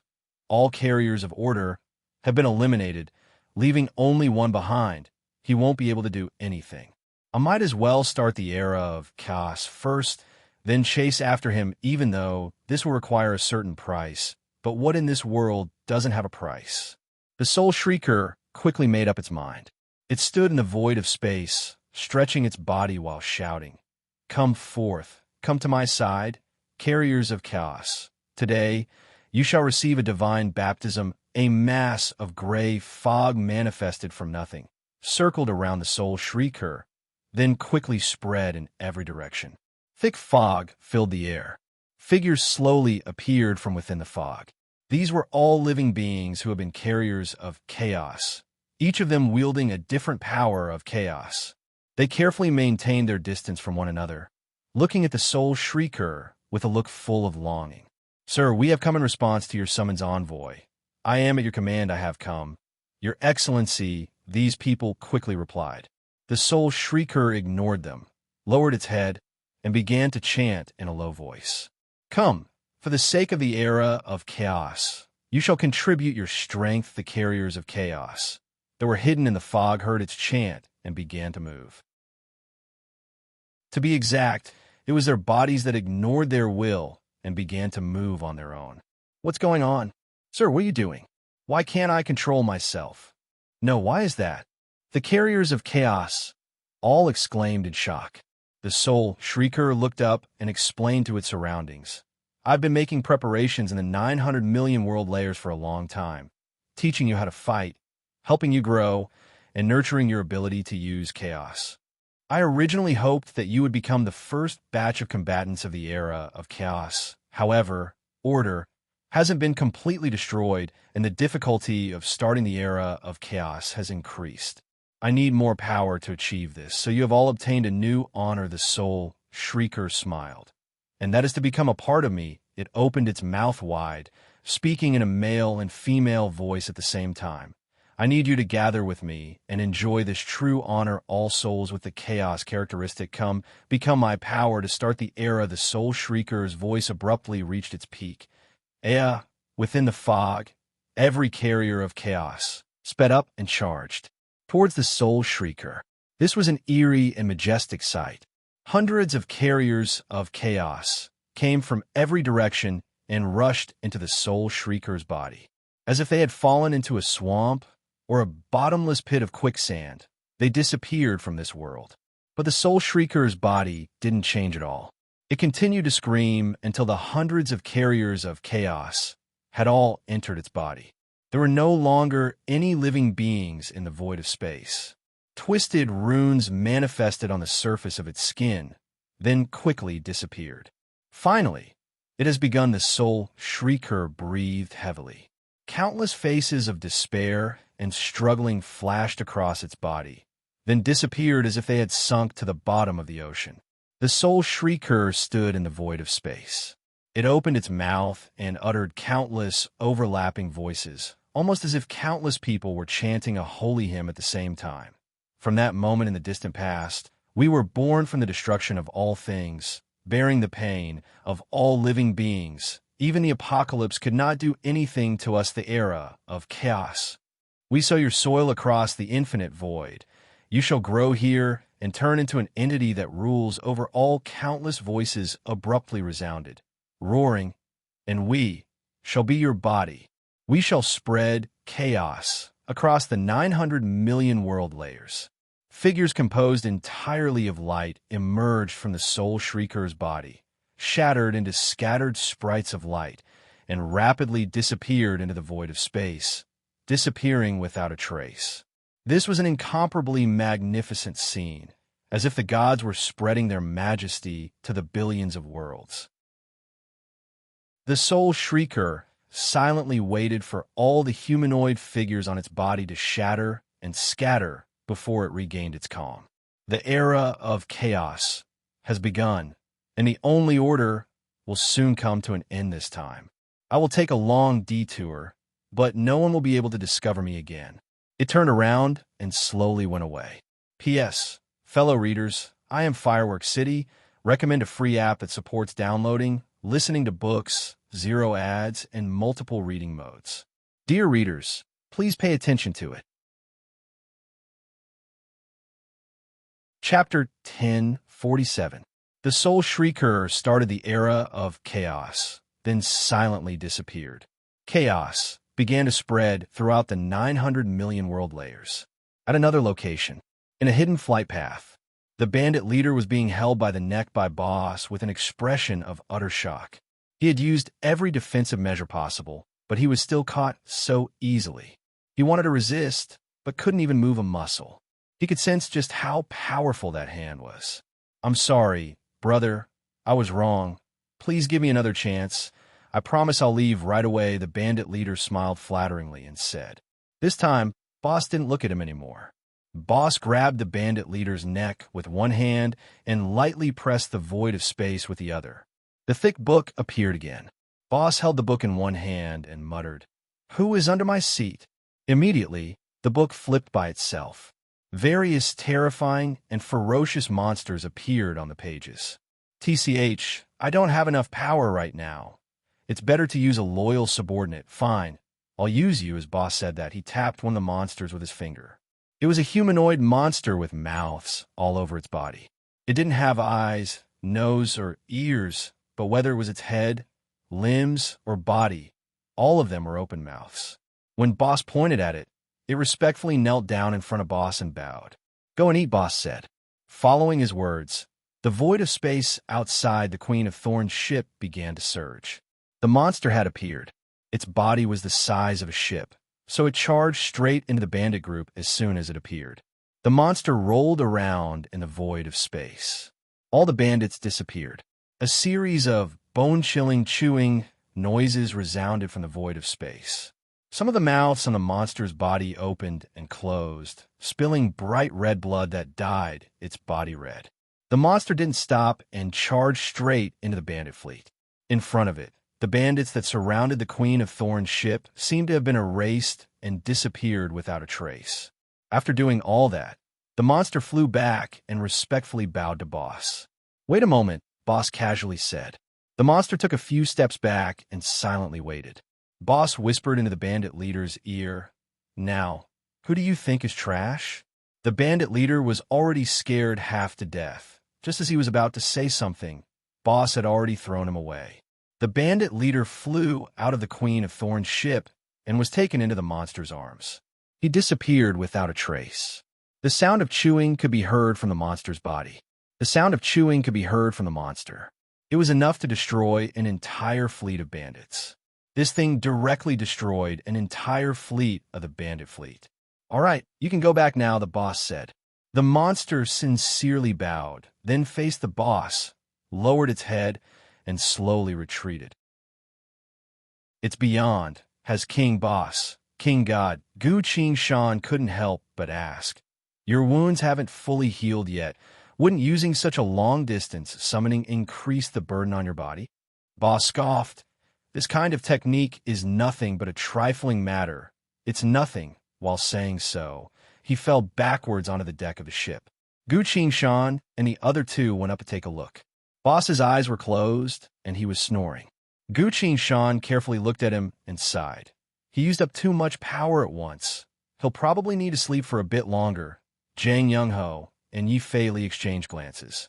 This guy is so prideful that he used such a powerful summoning technique to attack, Jang Young-ho commented. That's right. He wouldn't have lost even if he fought slowly, Yi Fei-li also commented. Jang Young-ho went silent, then suddenly said, I really want to know his true background. What are you worried about? Yi Fei-li asked. According to him, he once fought against the Soul Shrieker, which means he must be a very powerful person. That's right, but I've been in 900 million world layers for quite some time now, but I've never heard of such a person in the 900 million world layers, Jang Young-ho scowled. That's a problem, Yi Fei-li pondered. Gu Qing-shan then said, asking too much is not good. Since he's on our side, I don't think there's any need to think too deeply about it for now, don't think? Letting an unknown factor stay by your side isn't like you at all, Jang Young-ho said in surprise. If he had sworn a causality oath that he wouldn't harm us, then he isn't our enemy, Gu Qing-shan emphasized. Jang Young-ho and Yi Fei-li both thought for a bit, then nodded. Gu Qing-shan continued. He's also recognized by the mystic-type artifact as my mutual savior, so he could be considered our comrade in arms. Then we don't need to know each other better? Jang Young-ho asked. Gu Qing-shan shook her head. Everyone has a past they don't want to talk about. Not asking is something we can give him. One day, when he's willing to tell us, we'll naturally find out. Yi Fei-li seemed to have thought of something and nodded. Perhaps one day, even if we don't ask, he'll tell us himself. Yes, that's exactly it. Half an hour later. The ship was still moving forward. The void of space around them was dark and gloomy. Boss laid on the deck of the ship and slowly opened his eyes. He was awake. Sitting up, he spoke a bit embarrassedly. I'm sorry, I accidentally used up all my power again. Please give me a few more soul points drinks. Take it. Yi Fei-li tossed him a bottle. Boss caught it and drank it all at once. No, I can't fight anymore. I need a rest for a while, he sighed. No problem. Leave the rest to us, Yi Fei-li said. That's right, we've already killed a bunch of bandits. I don't think anyone else will try to mess with us anymore, Gu Qing-shan replied. As soon as she said so, dong, a loud noise. The ship shook a bit. Everyone turned to Gu Qing-shan. I think he said the same thing before. Yi Fei-li cleared her throat and said, Gu Qing-shan. Gu Qing-shan raised her hand. Stop, I won't say that again at this point. Lola's voice came from inside the ship. Gu Qing-shan, we're being attacked on the deck of the ship. The four of them looked towards the depths of the space vortex. A fleet consisting of dozens of spaceships was heading toward them. Could it be that we're blocking their way? Gu Qing-shan asked. They'll try to get out of their way, Lola replied. The Queen of Thorns slightly changed direction, deviated from its original course, and moved to one side.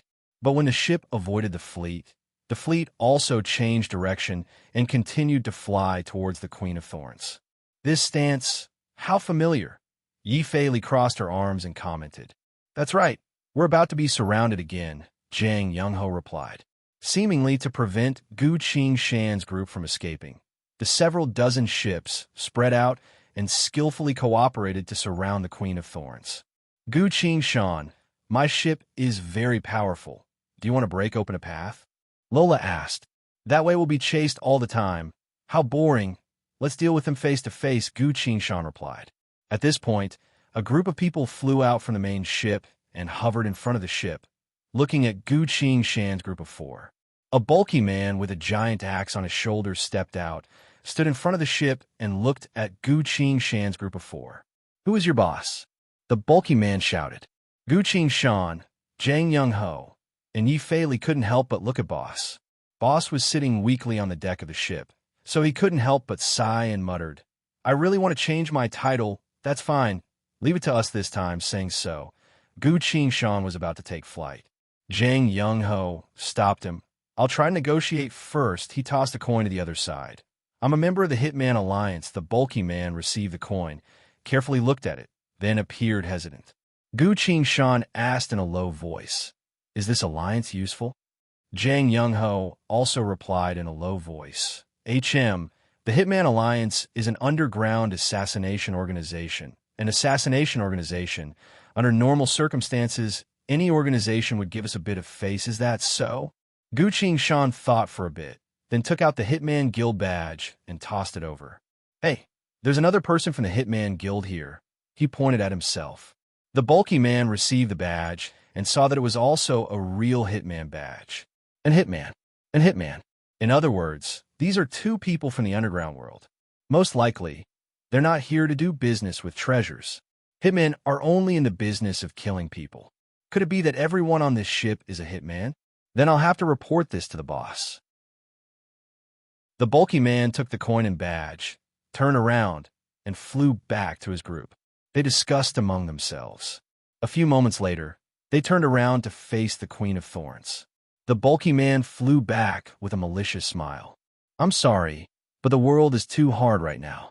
Even a hitman would have to leave behind this ship and everything else in order to survive," he told Gu Qingshan's group. Seeing his expression, Gu Qingshan's group quickly discussed among themselves. "I'm afraid they're waiting for us to leave behind everything before killing us," Gu Qingshan commented. "They really can't think straight," Zhang Yongho sighed. "They won't have to think straight anymore," Yi Feili said. "About that, I need to rest for a bit," Boss bit the bullet and cut in. "We'll be fine. You rest," Gu Qingshan said. Gu Qingshan, Zhang Yongho, and Yi Feili had prepared themselves for battle. But at this point, the expressions of the people on the other side suddenly changed and froze. They stood in the void, not saying a word. Their eyes stared blankly ahead, as if there was something worthy of their attention. "What's going on?" Yi Feili couldn't help but ask. "Something seems to have happened." Zhang Yongho narrowed his eyes. Gu Qingshan grabbed the earth sword from the void of space. At the same time, the other three swords also appeared behind him. For some reason, this gave him a sense of familiarity. On the other side, the Soul Shrieker was flying through the space vortex. All of a sudden, countless voices resounded in its ears. "The era has successfully descended. UVE achieved. UVE achieved. The apotheotic combat of Kesef." The Soul Shrieker abruptly stopped in place. Endless aura of chaos flowed through the void of space, manifesting into strands that flew towards it from every direction. These strands of chaos entered the Soul Shrieker's body one after another. "Aya!" The Soul Shrieker raised its head to the sky and screamed. "Power! The boundless power of chaos!" Its male voice excitedly shouted. Its female voice also laughed in a high-pitched voice. "Ah! If I had this power half a minute earlier, I wouldn't have been trapped at the entrance of the mystic zones, nor would I have been unable to move forward from those attacks. The strands of chaos all entered its body." The Soul Shrieker paused for a split second and sighed. "Everything is different now." The male and female voices resounded at the same time, chanting with a tone of praise. "So this is the true path of godhood. I have finally arrived at this moment. I shall climb to the peak of chaos, escape the control of the abyss, and fear no apocalypse." It abruptly closed its mouth and displayed an attentive expression, as if it was listening to something. Endless whispers resounded in its ears. "You have been granted the apotheotic combat. Your power has increased by several times, reaching. You are chaos. Order still exists. Do not allow it." All of a sudden, all the whispers abruptly resounded with a furious roar. "Immediately destroy the final order. No power will be able to stop you." Please remember this book's domain name. Mobile version. Chapter 1048. While the Queen of Thorns was facing off against the bandits of Riddle World. On another side, the wilderness of Death World. The entire world was covered in endless wilderness. There were no living beings in the wilderness. Other than the ancient spell formation of death, there was only a single black structure. A towering black divine temple stood at the center of this world, the Holy Church of Death. At the center of the divine temple was the Holy Church of Death. The Holy Church of Death was a place that only the servants of the God of Death could enter. Even the Pope wasn't qualified to enter this place. The door was tightly shut. Inside the Holy Church, the Black Crow of Death had already brought Anna and Linen, while the Death Herald dog had also returned. Black Dog carefully examined the statue of the God of Death that Black Crow gave him, then sighed and said, "It's the real deal. This statue is indeed the proof to open the underground passage. If that's the case, that person should be a friend, not an enemy, Black Crow commented. The two servant gods turned to look at Lin. Do you really want to enter the god of death's secret passage? Black Dog tried asking. The person who gave you the proof of the god of death. He ordered me to protect the heir of the god of death, Lin casually replied without any emotions. She casually took out a set of golden armor and lightly tapped it with her hand. The entire set of battle armor spread out and attached itself to her body at an extremely fast speed. After putting on the helmet and the golden mask, no one could see Lin's expression anymore. Lin then took out a pair of crimson gauntlets and put them on. Both the armor and gauntlets were chosen by Lola, so even with Lola's eyes, they were top-notch equipment. The two attendants looked at each other in dismay. From the looks of it, this woman was already prepared to become Anna's guard. Black Dog hesitated for a bit, then carefully asked, "Pardon me for asking, but who exactly is that person?" Lin didn't say anything. She reached her hand forward. Elemental fire instantly manifested on the gauntlets, dancing along with her slender fingers. Her fingers moved. The flames formed a line that formed a pattern. On top of a cluster of sparks that looked like stars in the sky, a crown that gave off a blinding light. Anna's expression changed as she saw this. This woman was too amazing. She was able to draw such a complicated and profound pattern with just a little bit of fire elemental energy. Her control over the elements had already reached the pinnacle of perfection. However, the two attendants were even more shocked than Anna. This symbol looks familiar. Black Dog fell into a distant memory. Black Crow, on the other hand, remembered the existence that the mark represented. The exiled apostle, the first above the star crown, it's him. The Black Crow retracted its feathers and spoke in a quiet and fearful voice. Black Dog suddenly understood. It's him. I see. Black Dog lowered his head and couldn't help but express his respect. The two servants respectfully bowed to Lin. No need for formalities. I'm only following orders. Do you have any other questions? Lin asked. No more. The two attendants spoke in unison. Anna, I'll leave the rest to you, Black Crow said. Anna was startled and asked, Leave it to me? What do you mean? There's no time to lose, Anna, and your esteemed protector. The two of you can enter the passage now, Black Dog said. Wait a minute, you're not coming with me?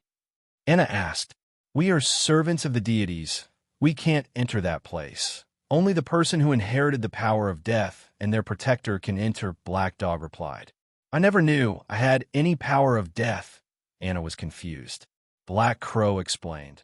In truth, every member of the Holy Church of Death would undergo the awakening ritual without their knowledge, awakening the power of death within their body by touching the awakened soul artifact. For the last 10,000 years, no one had managed to awaken the power of death. We all thought that there was no hope, but you appeared, Anna. You've awakened that power, Black Dog said. Anna raised her hand. Black flames began to surge from her palm. This is clearly my God's chosen power. She was confused. Black Dog explained. This is a disguise, Anna. When you awakened, your God's chosen weapon changed. Do you still remember? Anna carefully thought about it. Indeed, at the time, I felt that everyone else received something good from the ritual, while the scythe of death changed. Black Dog continued. Anna, fate and time have coincided at this very moment. You are the true inheritor. If you want to see the truth of the world, you must accept the god of death's inheritance, Anna hesitated, then turned to look at Lin. She's Gu Qing Shan's older sister. Anna asked Lin, I still don't know your name? My name is Lin. Lin, if you don't want to take any risks, please wait for me in the Holy Church of Death. I'll come out to find you after I'm done here. Then we'll return to the Bramble Bird Kingdom. No need. You're not strong enough to take that path. I'll go with you and protect you, Lin casually replied. Anna was surprised. Together with Gu Qing Shan's older sister, why do I feel a bit uneasy? Anna couldn't help but look at the two servants of the deities. The two servants of the deities both nodded. It is indeed dangerous, Black Crow said. You will need her protection. Even in the age of old prophecy, the inheritor of the god of death would always travel together with her bodyguard. All right then. Anna had no choice but to say that. At this point, the air around them suddenly changed. The earth, the void, all living things gave off a faint but tangible tremor. Wind began to appear. This was an indiscernible gust of wind, but it caused the expressions of the two servants of the deities to change. The era of chaos has descended, Black Dog muttered in a low voice. That's right, it's clearly an era of destruction, but order and chaos are still at war, Black Crow sighed. Lynn sensed the changes in the world and remained completely still. No one could see the expression hidden behind her golden mask. Black Dog looked at Anna and sincerely told her, "Little Anna, I know you have a lot of wishes, but for the sake of survival, for the sake of helping the people you care about receive powerful help, you must witness the truth of the world and inherit the power of death. Only power can change the situation. This world has always been this realistic." Anna nodded and cheered herself on. "Okay, this is the most motivating thing I've heard today." Seeing that they were all prepared, Black Crow flew to the end of the secret room and landed in front of a mural. It was a gloomy mural, depicting an entity wielding a long-handled scythe with his back to the mural, silently hovering above the endless darkness. This mural stretched across the entire wall, giving off a grand and historical feeling. As Black Crow looked at the mural, his eyes showed endless emotions. Black Dog explained to Anna and Lynn, "Under normal circumstances, I would store the power of death and be responsible for any unexpected battles. Black Crow isn't like me. His power of death has never been used for anything. Why is that?" Anna couldn't help but ask. Now that she thought about it carefully, she indeed had never seen Sir Black Crow fight before. Because Black Crow's power was personally inherited by the god of death from the age of old. For the sake of his successor, Black Crow was responsible for preserving this power until a certain moment comes, Black Crow replied. "That's right, it is this moment." He reached out his long beak and lightly pecked the mural. The mural silently split apart to reveal what was inside. It was a huge bronze door that was 5 meters tall. This gate was completely bare without anything on it, but anyone who stood in front of it couldn't help but feel small and insignificant. Black Crow stepped forward and began to chant an incantation. "Eternal God of Death, I have come from the end of the endless years to report to you. A saint is born with the power of the God of Death has spread your majesty across the infinite worlds, following your path, no different from when you were still alive, and now I shall use the divine power you left behind to guide her into the underground passage." Black Crow's body released countless strands of deep darkness that entered the bronze gate. A moment of silence. Rumble, rumble, rumble, rumble. The heavy noise sounded like a sigh filled with endless vicissitudes of life. The bronze gate slowly opened. Black Crow heaved a sigh of relief and stepped aside. Behind the bronze gate, a deep, dark abyss extended downwards without an end in sight. Only a single stone slab hovered in front of the gate, waiting for anyone to enter.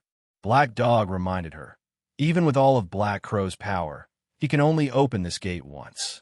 "Anna, you must treasure this chance because this is your only chance, as well as the Holy Church of Death's only chance." Anna gritted her teeth and nodded. Black Dog then turned to Lynn. "Please take good care of her," Lynn replied. "Don't worry, I will." Black Dog also stepped aside. Anna and Lynn went through the bronze gate and stood on the floating stone slab. Their bodies were slowly swallowed by the darkness. It was time to part. Black Dog still couldn't help but whisper, "Little Anna, if you can't do it, just stay alive and come back alive." Anna looked at the concerned expression on the other party's face and felt a warmth in her heart. She nodded silently. The bronze gate slowly closed.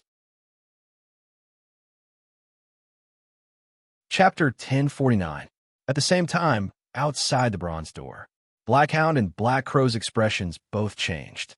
"Strange, what would come at this time?" Black Dog asked. "He seems to be someone we know very well," Black Crow said. "I'll stay here. You go check it out," Black Dog said. "All right." The crow flapped its wings and flew out of the Holy Church. It landed on the roof of the Holy Church of Death and looked up at the sky.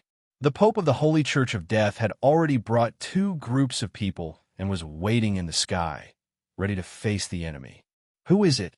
How dare you barge into the shrine of death without any prior notice?" The Pope shouted. In the sky, the Pope of the Temple of Mysteries appeared. He descended above the shrine of death. "Holy Church of Death, I am the Pope of the Temple of Mysteries. I heard that you are currently fighting against the invading civilization on top of the abyssal behemoth. So we are here to provide support," the Pope of Mysteries said. The Death Pope's eyes sharpened as he gestured downward. Immediately, all the death magic formations in the wilderness were activated, and the Shrine of Death's defensive divine incantation was completely activated. The Pope of Mysteries narrowed his eyes and sneered. "What does that mean? Is this how you welcome a comrade?" The Death Pope said indifferently, "You came only after the war has ended. Do you think I will believe your nonsense?" The Pope of Mysteries opened his arms wide and spoke with a relaxed tone. "You're right, I should have arrived a long time ago, but a major incident occurred on my way here, so I couldn't help but be delayed. What change?" The Death Pope could not help but ask. The Pope of Mystic Art said, "Don't tell me you haven't noticed. Chaos is awakening." A smile appeared on his face as he continued. "In our lineage's inheritance, there's a secret divine oracle passed down by the gods, pointing out the details of the gods behind each divine temple. Unfortunately, the Death God is the backbone of the Order side.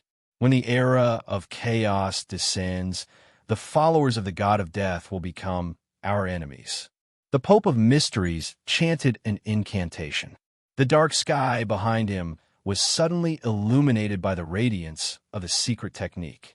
One after another, fully armored figures appeared.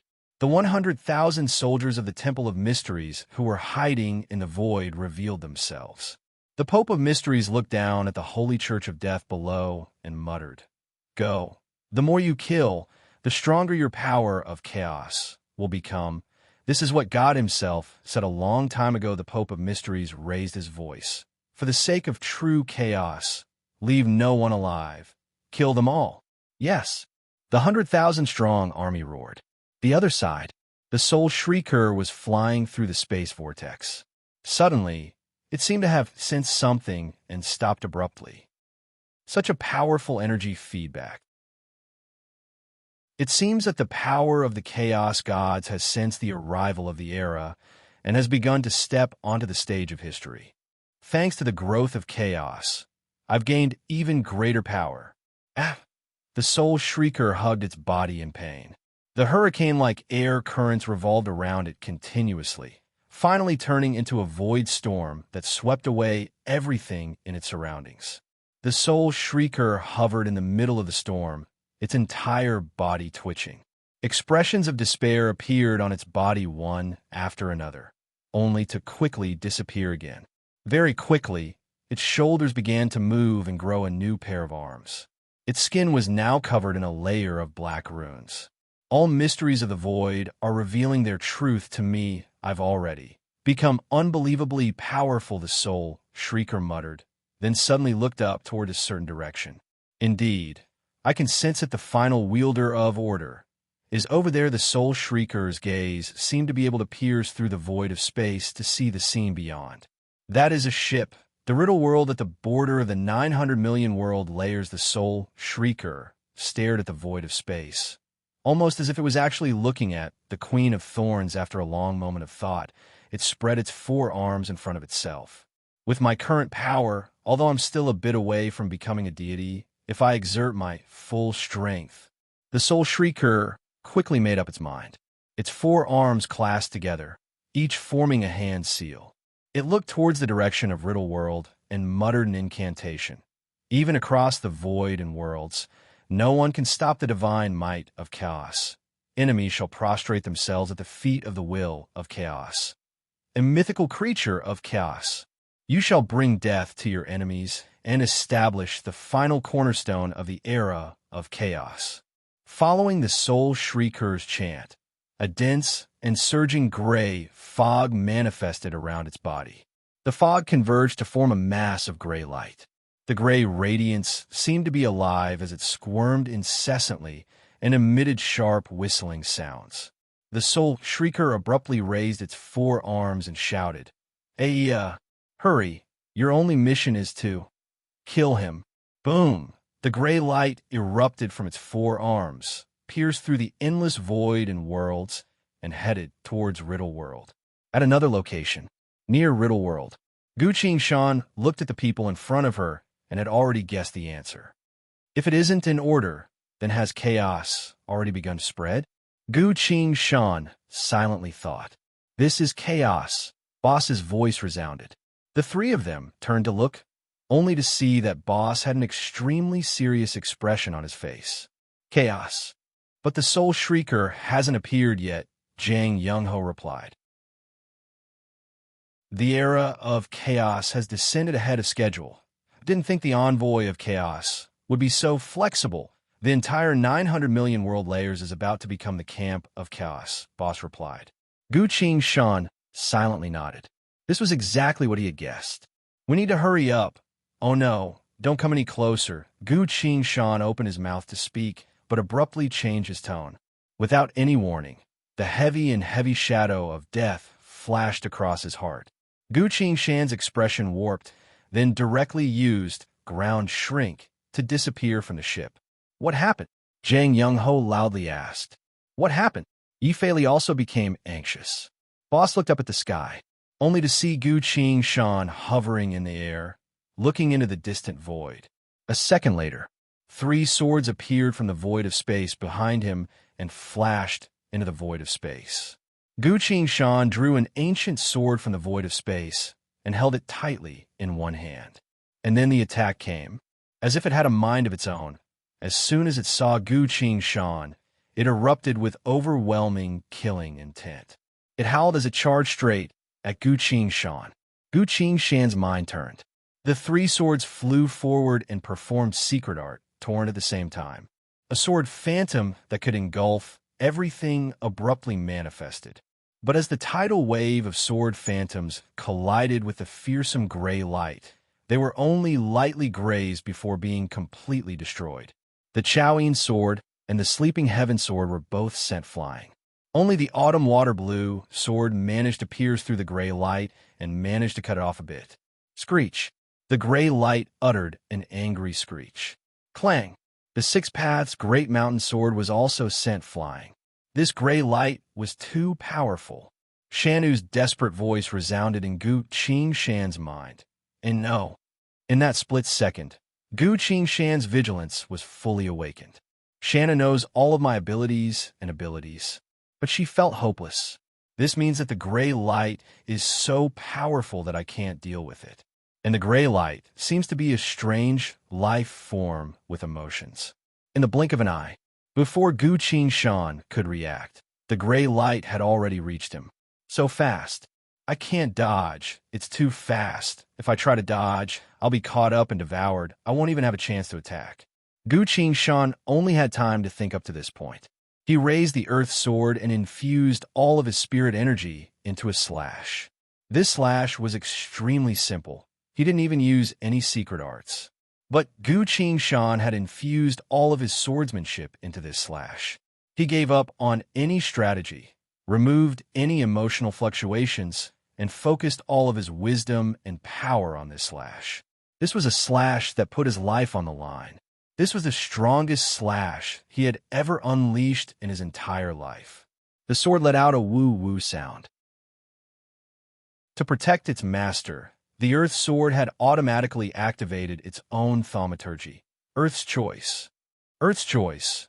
Slay all entities. Description. The stronger the target you want to slay, the more soul points Earth's Choice will require. Gu Shan shouted, slash. The Earth Sword swung forward. The void of space was slashed apart. Space and time were slashed apart. The gray light met this slash head-on. Screech. An ear-piercing scream resounded in everyone's ears. All the bandits clutched their heads and ears as they fell from the void of space. In front of Gu Shan, the gray light was split apart by a single slash and instantly dimmed. The gray light completely vanished. It had been slain. Gu Shan stood in the void of space, wielding his sword as he breathed heavily. Although it seemed like only a single slash had been unleashed, it was too fast and too powerful a slash that was meant for survival. Gu Shan could clearly sense that she was only a hair's breadth away from death. If I hadn't unleashed such a slash in a desperate situation, I would have already died just now. The shadow of death had completely faded from her spirit's sense, but it still left behind a sense of unease. Gu Shan turned her gaze towards the faraway void of space. The threat had yet to be resolved. That gray light just now wasn't a coincidence. Gu Shan could faintly sense that something was observing the situation here from afar. Lines of glowing text were scrolling past the war god UI, frowny face special note. You must thank yourself for risking your life during the age of old, because without the Earth Sword's resurrection, you would have been devoured just now. This slash had consumed all of your spirit energy. You've entered a weakened state. Remaining soul points, 0 out of 600. You've killed the mythical creature of chaos, gloomy devourer of God's corpse. Although you have the identity of an earth god, you are currently still a mortal. Because of that, this was a full-fledged kill above your level. The war god UI will absorb all of the soul points from the gloomy devourer of God's corpse. As you are currently in a state of life and death, this time soul points will be at your disposal. You've obtained 3 million soul points. You've obtained a unique title, Enemy of Chaos, Primary. Chapter 1050. Gu Shan wasn't in a hurry to check the war god UI. As a sword cultivator, his spirit sense had always been exceptional. He could feel that there was an existence that could truly take his life staring at him from an incomparably distant place. The attack just now came from that entity. It should be coming from this direction, Gu Shan muttered. He was temporarily blinded. His vision was completely dark, but he still managed to turn his head to look at the endless space vortex. Through the endless world, at a place where Gu Shan couldn't see, the Soul Shrieker was staring at him. The Soul Shrieker was able to clearly observe the entire battle. No, the twin swords heaven and earth. It uttered an enraged roar. Its failure during the Age of Old was deeply etched in its mind. But now, over 10,000 years had passed. The era of chaos had arrived. I'm about to become the ruler of everything. Why couldn't I kill that detestable insect? Aarg, despicable human cultivator, I will definitely devour your soul and make it suffer endless torture inside my body. The Soul Shrieker cursed. Boundless gloomy fog drifted around the Soul Shrieker's body, constantly giving off loud rumbling noises. With its current strength, it could only summon a single mythical creature like the one just now, with everything it had. To summon a stronger power to kill Gu Shan, it needed to become even stronger. The Soul Shrieker stood still for a while, then abruptly spoke with a malicious tone. I'll let you live for a bit longer. When my power reaches the next level, you will no longer be able to resist. That is the true power of a deity. After saying so, the Soul Shrieker no longer looked towards Gu Shan. It pulled its gaze back and focused on its journey. When it pulled its gaze back, Gu Shan's connection with it was also cut off from the endless void. He stood still for a while. That feeling of being watched has disappeared.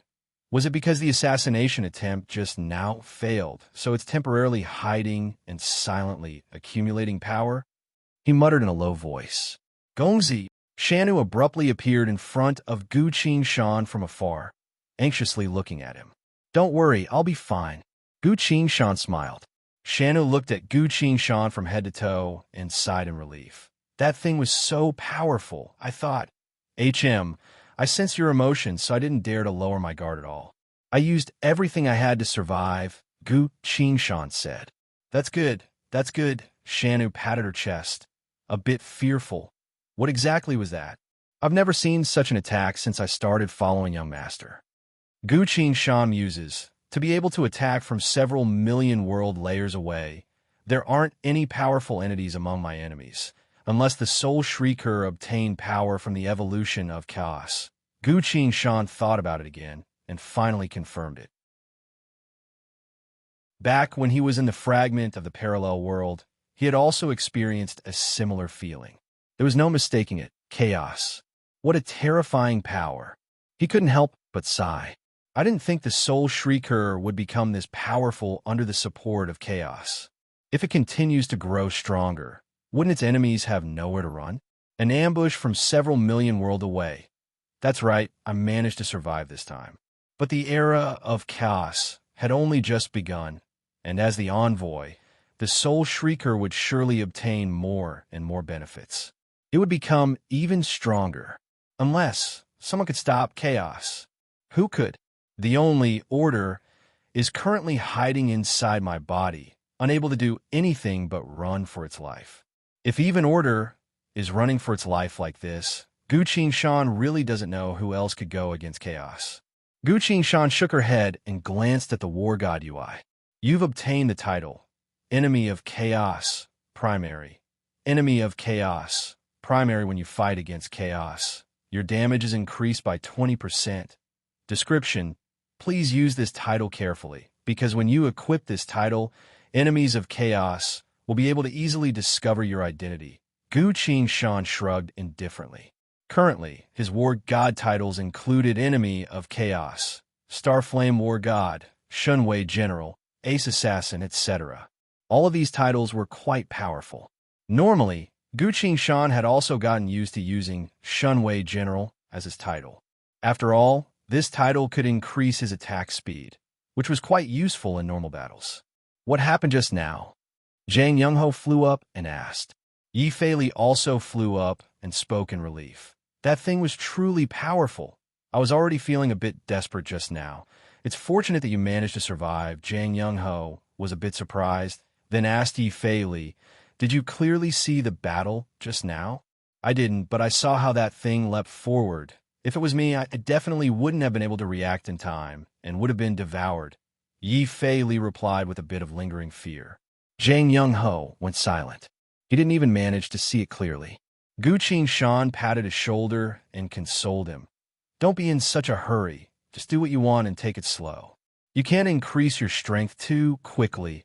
Of course, I understand that, but it's still a bit of a blow. Zhang Yongho smiled bitterly. In truth, I only managed to escape with my life thanks to the sword in my hand, Guqin Shan replied. He stared at the earth sword in his hand and sent his voice. Earth sword, thank you. At the moment of life and death just now, he couldn't care about communicating with the earth sword at all and could only focus on unleashing that single strike. The thaumaturgy, Earth's choice, was automatically activated by the earth sword. This was the benefit of having a sentient weapon. It knew what its wielder needed and would actively activate its ability for its wielder. The earth sword's mountainous heavy voice resounded, carrying a rare sense of seriousness. I advise you to carefully think about that strike just now, because I've never seen you perform such a swordsmanship. Guqin Shan froze. That's right. How did I manage to unleash that strike just now? No matter what kind of secret art I'm using, even if I'm using a sword array, I still need a bit of time to circulate the spirit energy in my body in order to fully unleash it. How did I manage to do that in just a split second? Furthermore, Guqin Shan fell into thought. He raised the earth sword, wanting to swing. Both his arms felt numb. That strike didn't just use up all of his spirit energy and soul points, it also used up all of his stamina. I can't even try to do it again right now. No wonder the War God UI left me. You've entered a weakened state. Notification. Guqin Shan had no choice but to put his sword away and told Zhang Yongho and Yi Feili, let's go back to the ship. The two of them nodded and returned to the ship with him. Guqin Shan sat down on the deck of the ship, not wanting to get up again. How does it feel to use up all of your strength? Boss asked. He had also used up all of his strength, so he was lying next to Guqin Shan. It's just a bit uncomfortable. I need to rest a bit, Guqin Shan replied. Your reaction just now was very fast, and that strike of yours was quite interesting, Boss praised her. If that wasn't the case, I would have been dead already. Guqin Shan smiled bitterly. Boss casually said, since that thing killed you, everyone on this ship naturally wouldn't be able to escape either. Wouldn't be able to escape? Not even you? Guqin Shan asked. Boss replied, I was heavily wounded and on the verge of death, losing all of my strength. So of course I would have been done for against that thing. Seems like it really was dangerous, Guqin Shan commented. Indeed. That's why I was able to stay here without worry after you used that strike, Boss added. Yi Fei Li and Zhang Young-ho were both surprised. Although Boss said that he had lost all of his strength, there was one very important point. Boss clearly saw the battle just now. From a certain point of view, this proved his strength. Zhang Young-ho walked up to Boss and seriously asked, "What exactly happened just now? I noticed that you seem to understand a bit more than Yi Fei Li did," Boss asked. "You want to know?" Zhang Young-ho sincerely nodded. Boss explained, "The one who acted just now was the Soul Shrieker. It sent a chaos wraith from the Age of Legends through countless worlds. This wraith wasn't actually that strong, but it had a unique ability. It was able to directly jump through countless worlds and directly attack. With its strength, it should have been able to devour Gu Shan, but Gu Shan was so fierce when she risked her life and killed it with a single strike." Hearing that, Zhang Young-ho and Yi Fei Li both fell silent. Countless worlds away, summoning wraiths to attack Gu Shan from a faraway place. What kind of power is that? Can a divinity achieve that? Chaos Wraith? Zhang Young-ho muttered. "Yes, it's very powerful. At least we can't deal with it right now," Boss replied. Zhang Young-ho thought for a bit, then hesitantly asked, "Is chaos working for the Soul Shrieker?" Boss chuckled and shook his head. "It's the other way around. It's the Soul Shrieker working for chaos. Is the power of chaos very powerful?" "Much more powerful than you can imagine." Saying so, Boss gestured for Zhang Young-ho to look outside the ship, only to see the bandit fleet gathering. Several hundred bandits gathered in the sky, all looking towards Ship Queen of Thorns. "Kill him, and you'll be rewarded handsomely." Someone looked at the UI in front of their eyes and muttered. No one else said anything. Their gazes were all focused on Gu Shan. Zhang Young-ho heard them. He pushed his sunglasses up a bit, picked up a bottle of liquor from the ground, and began drinking. Please remember this book's domain name. Mobile version.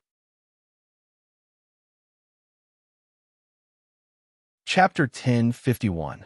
Outside the ship, Queen of Thorns, several hundred bandits were slowly surrounding it. At this point, Gu Shan's inner sight scanned the void of space and understood their current situation. The other party had decided to act. He immediately sent his voice to Lola. "Lola, steer the ship. We can't stay here any longer." "Got it, Gu Shan. You were so cool just now." Lola was busy piloting the ship, but didn't forget to praise him. The ship quickly began to move. The bandits had clearly noticed the ship's movement. They began to order the fleet to change directions and stop Queen of Thorns. More of them began to move. They were all charging toward the ship. All the chaos UIs were giving out quests, hoping that they could kill Gu Shan. Looking at the carriers of chaos, Gu Shan suddenly thought of something and asked in surprise, "If the era of chaos has already begun, why isn't chaos carrying us?" Boss replied, "You're the carrier of order. The Demon King order has already reached the Demon King Ascension stage and is far stronger than it is. So it won't come looking for you. Then what about you?" Gu Shan asked again. "My identity is noble. It wouldn't dare to bother me," Boss replied. Zhang Young-ho regretfully said, "I'm actually quite interested in chaos. Why didn't it come looking for me?" Gu Shan and Boss both looked at him. "Do you really want to try it?" Boss asked. "Will there be any danger?" Zhang Young-ho asked in return. "There will be many carriers of chaos who want to kill you," Boss emphasized his tone. That's all. That's all. The era of chaos has already descended. The envoys of chaos will become stronger because of this, but they'll lose the ability to fully control the carriers of chaos, so you don't need to worry about the Soul Shrieker, Boss explained. Listening on one side, Gu Shan nodded. Back in the ruins of the parallel world, the war god UI didn't stop me from carrying chaos. The war god UI only reminded me to think carefully and make the right choice. At the end of the day, most of chaos's hostility toward him was because he possessed the final order. In that case, I understand. Zhang Young-ho pondered and nodded. He stood up, faced the outside of the spaceship, and raised his hand. A black handgun appeared in his hand. Zhang Young-ho's eyes sharpened as he pulled the trigger. A trembling voice came from the pistol. Sparks flew from the muzzle. Although the sound was a little ecstatic, the power was not small. Blood mist exploded. The leader of the group was shot in the head. Jang Young-ho's expression changed as he looked at the void in front of him. "Oh, so this is chaos?" Jang Young-ho asked with interest. The moment his opponent died, a translucent gray interface appeared in front of him. "What kind of chaos is it?" Gu Qing-shan asked. "It's telling me that I'm about to become a primary-level envoy of slaughter," Jang Young-ho replied. Gu Qing-shan fell into thought. "At the time, I killed 5 carriers of chaos at once, then the envoy of chaos, and obtained a brand new personal chaos, Magic Dragon Slayer. Now that the era of chaos has descended, if Jang Young-ho wants to obtain a personal chaos UI, does that mean he doesn't need to kill the envoys of chaos anymore? Because if every carrier of chaos had to kill the envoys of chaos, then only a single person would be able to obtain a personal chaos UI. That doesn't make sense." "HM, Jang Young-ho, I have a hypothesis you can give a try," Gu Qing-shan said. In the void of space on the other side, the group of people had already roared as they charged towards the 4 of them. "Tell me, kill a few carriers of chaos. That's easy." Jang Young-ho put his handgun away, drew a card, and threw it out. Bam! A giant dark green lizard appeared in front of them. It looked straight at them with a pair of vertical pupils, a faint green mist drifting around its body. "So many of you, are you here for afternoon tea?" the lizard asked. "No, I'm here to kill." Saying so, Jang Young-ho held a card in each hand and squeezed it. 2 white mist drifted from his hands. The cards disappeared. One was a black conical dagger, while the other was a scarlet crescent-shaped dagger in Zhang Yinghao's hands. With both daggers in hand, he jumped onto the lizard's back and disappeared in front of the 3 people's eyes. At this point, the newly hatched carriers of chaos were already very close to the Queen of Thorns.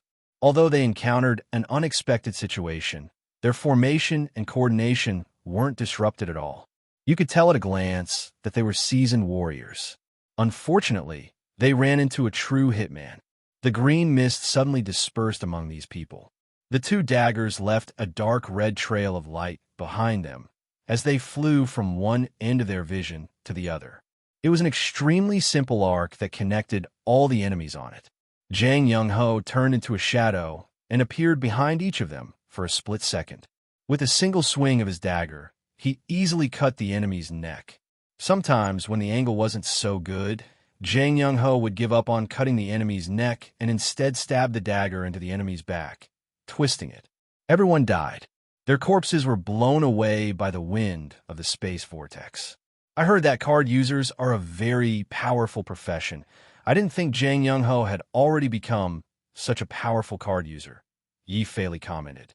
"He only used cards as tools. His true profession is still a hitman," Gu Qing-shan commented. "Indeed, a card user's fighting style isn't like that at all.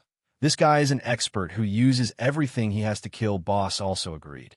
Jang Young-ho appeared. He stood on the lizard's back, staring at the void of space in front of him, as if looking at something. "How is it?" Gu Qing-shan called out from afar. Jang Young-ho also called out. "Wait a minute, a lot of UIs suddenly appeared in front of me. They seem to be changing." The lizard brought him back to Queen of Thorns. While staring at the void of space, Jang Young-ho spoke. "These UIs are beginning to gather. They're reminding me that I've obtained a unique Chaos UI, Hunter of the Death Forest, in about 10 minutes. This unique Chaos UI will finish gathering together. Furthermore, as I become stronger, this UI can be upgraded to become even more powerful templates. The path of evolution is practically endless." Saying so, Jang Young-ho appeared a bit excited. "It doesn't matter what it is, as long as it can't control me. Everyone around me is stronger than me. I need to catch up to them." Hearing his interesting words, Yi Fei couldn't hold back anymore. "That sounds like a surreal game. Very interesting. I should also..." Yi Fei's gaze scanned the void of space, trying to find a target to kill. Unfortunately, all the people who carried chaos had already been killed by Jang Young-ho. As for the fleets in the distance, seeing how a single person from the other side managed to kill so many of their people. They had already run away in fear. "All right, we'll talk about it later," Yi Fei Li regretfully said. Boss patted his shoulder and said, "You don't really need to carry chaos, why not?" Yi Fei Li asked. "As a world destroyer, your strength will definitely become unimaginably powerful," Boss replied. "Very well," Yi Fei Li sighed. Gu Qingshan silently nodded on one side. "Just as I thought, as a carrier of chaos, I no longer need to kill the envoys of chaos to evolve chaos. With this personal chaos, UI, Zhang Yongho's strength would increase even more rapidly. In truth, this was a very personal support for combat." Gu Qingshan understood Zhang Yongho very well, which was why she agreed to let him use it. Gu Qingshan herself didn't particularly dislike the chaos UI. However, due to the nature of chaos, this UI wasn't suitable to be used in the 900 million world layers, because the foundation of civilization came from order. Complete chaos would destroy everything. The 900 million world layers would come to an end due to chaos. Not to mention, the Soul Shrieker was still chasing after me. With that in mind, Gu Qingshan didn't waste any more time. "Lola, I'm here. Full speed ahead to Riddle World, got it." Ship Queen of Thorns began to move, gradually accelerating along a secret flight path. Please remember this book's original domain name. Mobile version. Chapter 1052. Gu Qingshan, what's going on with Zhang Yongho? Lola used telepathy to silently ask Gu Qingshan. "He's carrying chaos." "Wait a minute, you didn't carry chaos, did you?" Gu Qingshan asked. "I didn't, but I'm constantly receiving new reports that the entire 900 million world layers has fallen into chaos. All sorts of killings are happening," Lola replied. Gu Qingshan sighed. As the Empress of the Bramble Bird Kingdom, Lola's intelligence network must be top-notch. If that's what she said, then there must be no mistake. The era of chaos, when everything is measured using chaos as the standard, the entire world will undergo an earth-shattering change. Just like when I killed the carrier of chaos, the relationship between people will become unprecedentedly fragile, because there are no rules that prevent anyone from doing anything. This is chaos. However, speaking of intelligence, I seem to have a way to obtain it. With that in mind, Gu Qingshan wanted to stand up but felt a wave of weakness and soreness. As if I've been emptied. He took out a can of stamina replenishing drink and drank it all at once. When his body felt a bit better, he took out a spirit energy and soul points replenishing drink and drank it all at once. However, he ran into a bit of trouble when drinking the soul points drink. Since the flavors were all random, the stamina drink this time was orange juice. The spirit energy drink was milk-flavored, both of which were quite normal, but the soul points drink was a super spicy one. This flavor didn't seem to only affect his body. Even if he used spirit energy to block out his sense of taste, he could still feel it. Gu Qingshan scowled, took small sips at first, then drank it all at once. "Finally, I feel a bit better." Yi Fei Li's ability is truly outstanding, but it's a bit uncontrollable. Gu Qingshan tapped his inventory bag, took out a gourd of spirit spring water, and gulped it down to ease the burning sensation on his tongue. He walked into the cabin of the ship, picked a room to enter, and closed the door. Tapping his inventory bag, he took out the colorful rooster. This was the war god's new ability, War God Intelligence, which was attached to the colorful rooster statue. Gu Qingshan reached out and pulled on the comb. The colorful rooster came to life. It glanced at Gu Qingshan and greeted, "Yo, can't you see? Yeah, there's nothing we can do at the moment." Gu Qingshan added, "Today is the first day of the era of chaos. There are all sorts of news everywhere. What do you want to know?" The rooster asked, "Can't you provide information related to me?" "I want something like that," Gu Qingshan said. The colorful rooster replied, "At a crucial moment like this where chaos is about to descend, information is very useful. So let me give you a hint first. You should consider what kind of information you need. Thank you. How much soul points do you need?" Gu Qingshan asked. "We're old friends. What else is there to say?" Saying that, the colorful rooster stretched out its wings and made a heart shape. Gu Qing Shan understood. The rooster made a heart shape, meaning you can pay as you see fit. Although I spent all of my soul points to complete the eye world technique, leaving only 2 soul points, fortunately, I met the master of the Southern Cross Nebula world on the way and earned another 50,000 soul points. I can afford it. Gu Qing Shan put her hand on the rooster's body and generously transferred 10,000 soul points over. The colorful rooster felt like it was floating, shouting in a lewd manner. Oh, so much soul points. It feels so good. Ask me anything you want to know. I'll definitely tell you. Gu Qing Shan replied, I want to know, the entity that gave me the star chart, what kind of arrangements did it make in Riddle World? The colorful rooster replied. This matter is too important and involves too much, so I can't tell you too much.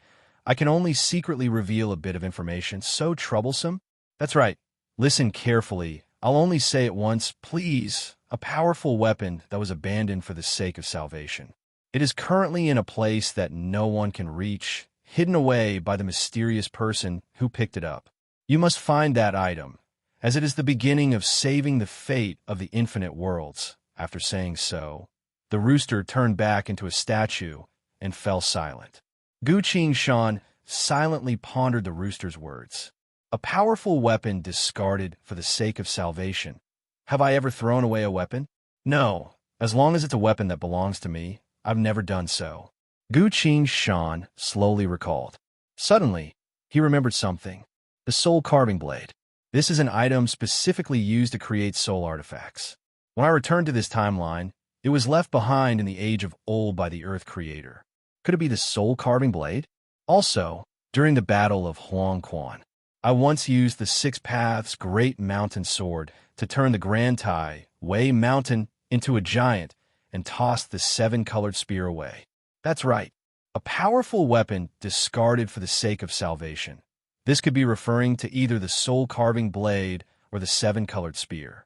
In other words, Riddle World hides the whereabouts of one of these 2 items, and this item will be extremely useful in the future. The soul-carving blade can be used to create many soul artifacts. The 7-colored spear doesn't seem to be usable. Gu Qing Shan sat there and carefully pondered. At another location, the Dead Wilderness. The war between the Holy Church of Death and the Temple of Mysteries had reached its climax. Due to the Holy Church of Mysteries ambush, the Holy Church of Death was caught off guard and suffered heavy losses. Black Crow had no choice but to join the fray. Black Dog was still hiding inside the Holy Church. He stood guard in front of the bronze gate without moving. Anna, don't worry. I'll protect this place, Black Dog muttered in a low voice. Inside the bronze gate, as Anna and Lynn stood on the stone slab, it began to move. Maintaining its stability, it slowly flew deeper into the darkness. Silence. Complete darkness. Anna could hear her own rhythmic breathing, but she couldn't hear Gu Qing Shan's sister breathing at all. Until now, after a long while, the stone slab was still floating in a certain direction. Aside from where they were standing, there was still nothing but a dark abyss below, no end in sight, and no path behind. Silence. Anna tried to hold it in, but finally couldn't help but ask, "Are you there?" "I'm here," Lynn's voice answered. "I'm sorry. It's too quiet, and I haven't heard you breathing." Anna felt a bit embarrassed, but she couldn't help but say what she wanted to say. Lynn went silent for a bit, then replied, "I'm a martial artist. My breathing is longer than yours, and I'm used to breathing through my pores." Anna was relieved. "So that's how it is, right? Are you really Gu Qing Shan's elder sister?" "I've never heard of him having an elder sister before." I guess I'm his elder sister," Lynn replied. "Sort of?" Anna repeated. She seemed to have noticed something amiss. "Yes, we went through a few things together, made the same preparations for a certain goal, then called each other brother and sister," Lynn casually replied. "I have to say this, I can't admit that I'm his real sister. If I'm his real sister, then I won't be able to cover up my lie." Lynn told herself that in her mind. Anna was so attracted by what she said that she wasn't even afraid of the dark space anymore. Why would he call you his elder sister? Why not older brother and younger sister, but older sister and younger brother? Anna asked. "Why not older brother and younger sister?" Lynn repeated herself. then explained, because with his meager strength, he can only be a younger brother in front of me. Not an older brother. Anna knew how strong Guqin Shan was, so she sighed. You're so strong. Have you fought before? Did you hurt him? Lin fell silent. Hurt him? This topic is a bit hard to continue. Look, I think I saw something flying in front of us just now, Lin said. Ah, is that so? Sure enough, Anna's attention was caught. She waved her hand to release a cluster of flames. The flames illuminated Anna's beautiful face, dispelling the deep darkness and silence around them, revealing their surroundings to them. Both of them were stunned. Lin also didn't expect to see such a scene. Strange, could this place be able to block my senses? Why didn't I sense anything before? Lin couldn't help but mutter. Around the two of them, walls after walls were quite far away from each other, but all of them extended vertically upwards into the endless darkness of the sky. There was no way to see what was at the bottom of these walls, because there was also a bottomless abyss below the walls. All of these walls were made from corpses. Corpses of all shapes and sizes. Many of the corpses were recognizable, because such creatures also existed within the 900 million world layers. But there were also some corpses that had never been seen before, and they clearly didn't belong to normal life forms, giving off an air of antiquity. Anna was just about to open her mouth to discuss this matter with Lin, but Lin had already covered her mouth. What do you mean? Anna looked at Lin doubtfully. Lin pointed towards a certain direction with her chin. Anna turned to look. On the wall of corpses, two huge palms stretched out from the wall, trying to feel around the surroundings. Under the illumination of the flames, they appeared to be irritated and angry. A pair of hands wouldn't have emotions. Obviously, something was inside the wall of corpses. It was still alive. Lin suddenly reached her hand out and extinguished the flames Anna had released. Darkness returned to their surroundings. For a while, both of them fell silent. After a while, Lin spoke with a solemn and low tone. No wonder you needed a bodyguard, but what? Anna also whispered. But why do I feel like this scene is a bit familiar? Lin doubtfully asked. P.S. Fellow readers on Firework City, recommend a free app that supports downloading, listening to books, zero ads, and multiple reading modes. Dear readers, please pay attention to it.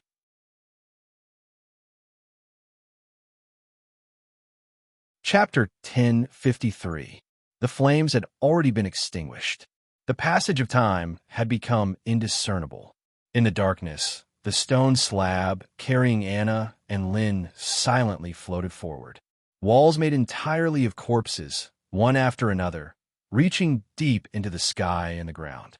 They were like giant trees that formed a terrifying forest of corpses. Most of the time, the stone slab had to go around them in order to continue forward.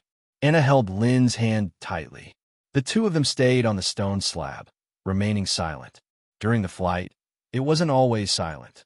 Sometimes, Anna could clearly hear some movements coming from the walls, as well as the sound of people talking.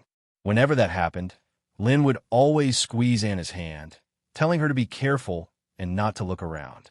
Until a certain moment, the stone slab's speed slowly slowed down. It stopped in the middle of a deep darkness, completely still. Anna looked around. Walls of corpses that connected the sky and the ground filled her vision. Other than that, there was only darkness. The stone slab they were standing on was like a speck of dust in the middle of a vast world. Insignificant. The stone slab isn't moving, Anna couldn't help but whisper. Lin absent-mindedly replied. Seeing the other party's blank expression, Anna thought that it was better to make the decision herself. There must be a reason why the stone slab is still here. Why exactly? Anna stood at the edge of the stone slab, wanting to see if there was anything special around. She suddenly noticed that there was a broken wall of corpses right below the stone slab. Unlike the other corpse walls, this one seemed to have suffered a great impact and was cut in half, revealing what was inside. There was a secret passage hidden inside the wall. So that's what it was. Then it seems we'll have to go down, Anna sighed in relief. Lin nodded. I'll go down first. After I'm sure it's safe, you can go down, Lin said. Anna replied. It's fine, since there's a passage. Listen to me. Lin cut her off and spoke with an extremely solemn tone. Anna was a bit surprised and raised her eyebrows. Lynn also noticed that her tone wasn't quite right, so she sighed. I'm sorry, I forgot myself. I should have told you. She paused a bit and said, This place is the eternal abyss. The eternal abyss? Anna exclaimed in shock. Yes. Lynn looked down at the hidden passage and said in a low voice, Even in the abyss, it is very rare to see a real path that leads down. I just checked, and I'm afraid that no one has been here for tens of thousands of years. Even in the abyss, this is an extremely hidden place, so we must be careful. Wait for me. After saying that, her figure moved and she descended. Anna knelt on one knee at the edge of the stone slab and watched as Lynn's figure was gradually swallowed by the darkness. The other side, the space turbulence, on a certain hidden route. Gu Qing Shan, we're about to reach Riddle World, Lola's voice sounded. How much longer? Gu Qing Shan asked. Do you see the colorful star in front of us? I see it. Is that it? No, it is a dead planet. Life cannot survive on it. Riddle World is hidden in the green light to the north of the planet. The green light is the entrance to the world. I see. While they were talking, the Queen of Thorns had sped up and headed towards the green light. Half an hour later, the ship finally entered the green light. Gu Qing Shan's vision changed. Large patches of forest covered everything within his field of vision. Remember, from now on, you can't speak. As long as you don't speak, no one will be able to do anything to you. Lola's voice resounded in Gu Qing Shan's mind. This was the power of telepathy. Gu Qing Shan looked at the transparent orange light that enveloped her body and slowly nodded. I'm not a troublemaker. This orange light was the protective power of the laws of this world, capable of protecting everyone, as long as you don't speak. While Gu Qing Shan was observing the scenery below the ship, the star chart in her mind once again manifested in the void of space. A figure of light appeared in front of Gu Qing Shan, the Earth Creator. However, this figure was illusory and didn't contain any power. This is a recording from several 10,000 years ago. I am currently observing the future and leaving behind a scene of that time for you. The Earth Creator's voice continued to resound.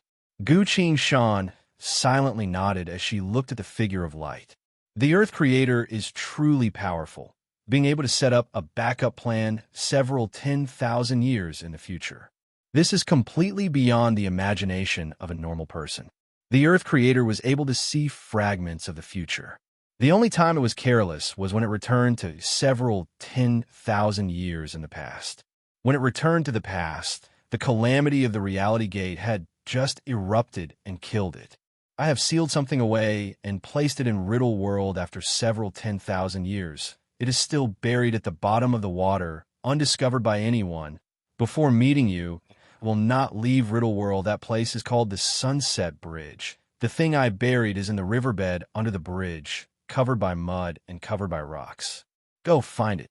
After saying so, the Earth Creator's figure of light was about to fade away, but abruptly became solid again.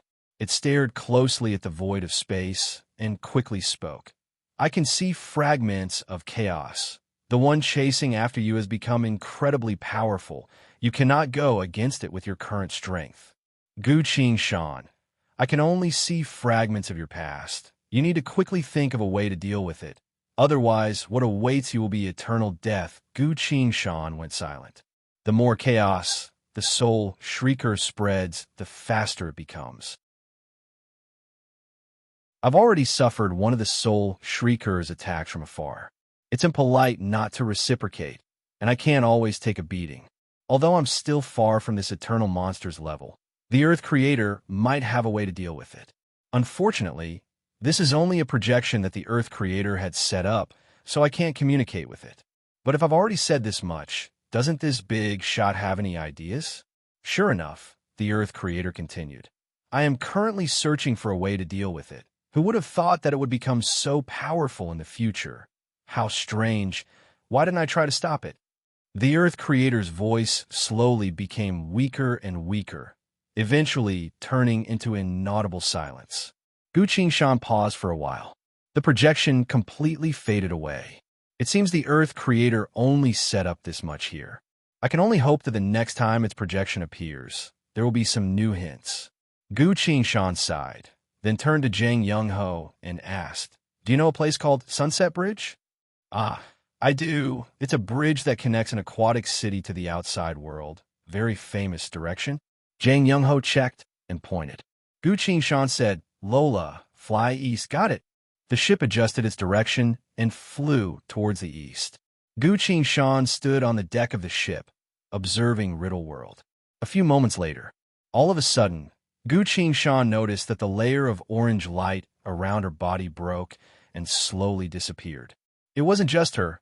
Everyone else on the ship was the same. "What's going on? How strange." "That's the law of Riddle World," Zhang Young-ho couldn't help but ask. A sigh resounded from the deck of the ship. Boss laid on the ground and casually replied, "Chaos has completely descended. It has already destroyed this world's law. From now on, this world will be filled with chaos and disorder. No power will protect anyone." At this point, the ship had arrived at a city. Everyone stood on the ship and looked down. The law of Riddle World had changed. The law of this world that would protect you if you didn't speak had disappeared. There was no longer any peace within the city. Plague spread, meteors rained down, the earth trembled, floods flooded, hurricanes wreaked havoc, extreme cold descended. Swarms of strange insects devoured the corpses on the ground under the command of certain carriers of chaos. On the ground, robbery, rioting, murder, arson, cannibalism, skinning, amputation, sacrifice, decapitation could be seen everywhere. This was utter chaos. Gu Qingshan scowled as she watched. He turned his gaze to the two UI in front of him, wanting to see how they were facing chaos. The Demon King Order seemed to have become a frightened bird, constantly reminding him to flee. However, amidst the string of run-for-your-life notifications, there was an occasional chaos has become even stronger, interspersed in between. Gu Qingshan turned his gaze to the War God UI. The War God UI was clean and unresponsive. Gu Qingshan silently asked in his mind, "War God UI?" "Ting." There was a crisp sound. "I'm here," the War God UI replied. "You seem to be very quiet lately," Gu Qingshan commented.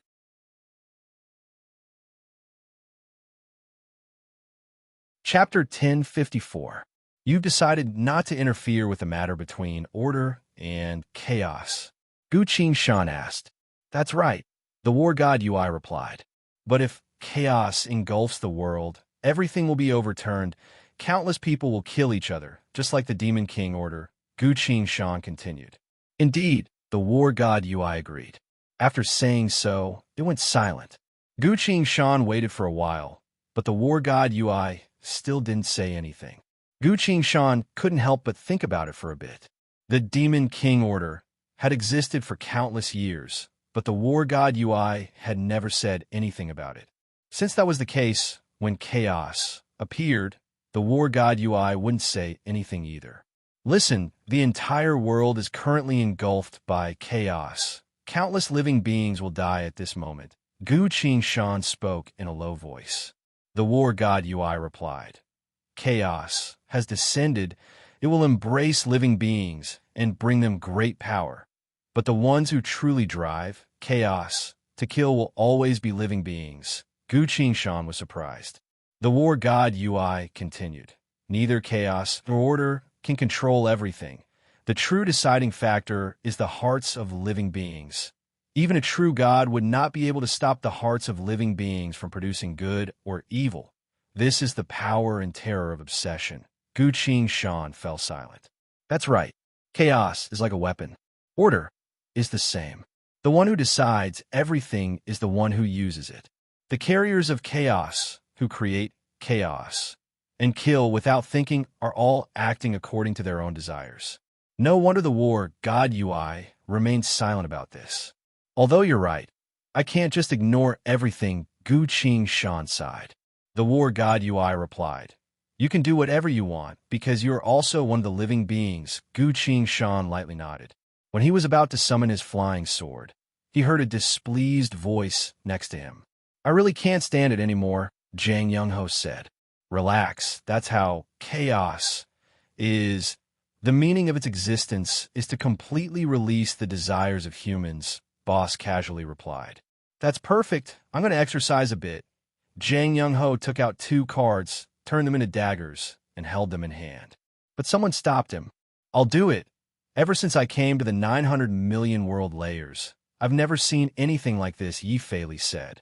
You're currently a Duke of the Bramble Bird Kingdom. You can't show your face, Jang Young-ho argued. What about you? Yi Fei was not to be outdone. I'm an assassin. I have many ways to hide my face, Jang Young-ho said. Me too, Yi Fei said. Following this voice, a blazing red light dived down from the spaceship. Yi Fei didn't wait for Jang Young-ho to say anything. She spread her scarlet wings and leaped into the air, descending into the crowd like a meteor. He smashed a deep hole in the ground. Yi Fei knelt in the middle of the pit, took out a mask from her pocket, and put it on. It was a lifelike steel mask. The eyes were empty, the expression was blank, the nose resembled a long bird's beak, and the mouth had a stiff smile. The mask seemed to be trying to flatter someone. But if you take a closer look, you'll notice that it was actually laughing at something. The murder clown mask. Yi Fei put on the mask, hummed a small tune, and staggered out of the hole. Why do I feel like he's not the same person from before? Boss saw this and asked with interest. Gu Qingshan and Jang Young-ho exchanged glances. He's actually a very talented improviser, Jang Young-ho commented. The clown was leisurely strolling down the street, then suddenly picked up a corpse from the ground and carefully observed it. What a charming old man. Saying so, the clown had manifested a hook in his hand, one of the 3 divine armaments of Huang Quan, the Forgetting River Soul Flaying Hook. He used the long hook to poke the corpse, and the corpse immediately stood upright, motionless in the same place. The clown then bowed to the corpse and sincerely said, "You help me. I'll help you. Let's be good friends, all right?" The corpse didn't answer.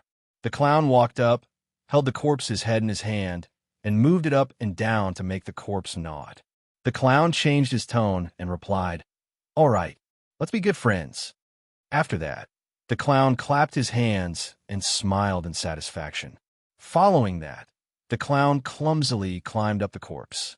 He stood on top of the corpse's head, using his hand to look around.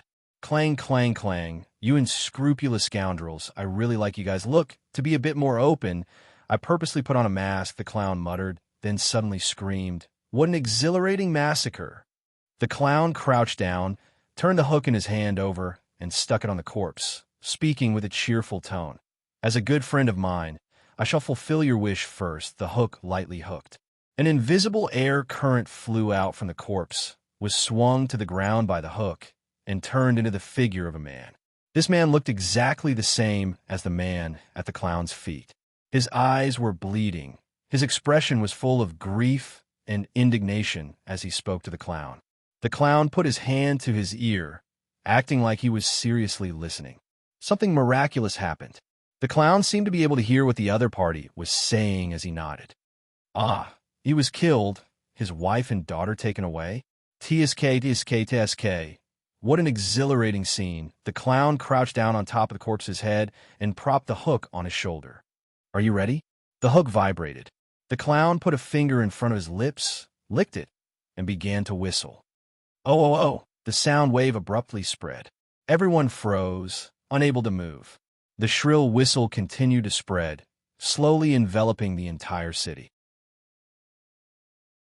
Very quickly, everyone in the city froze in place, unable to move at all. Gu Qingshan was moved. How remarkable! Jang Young-ho covered his ears and scowled.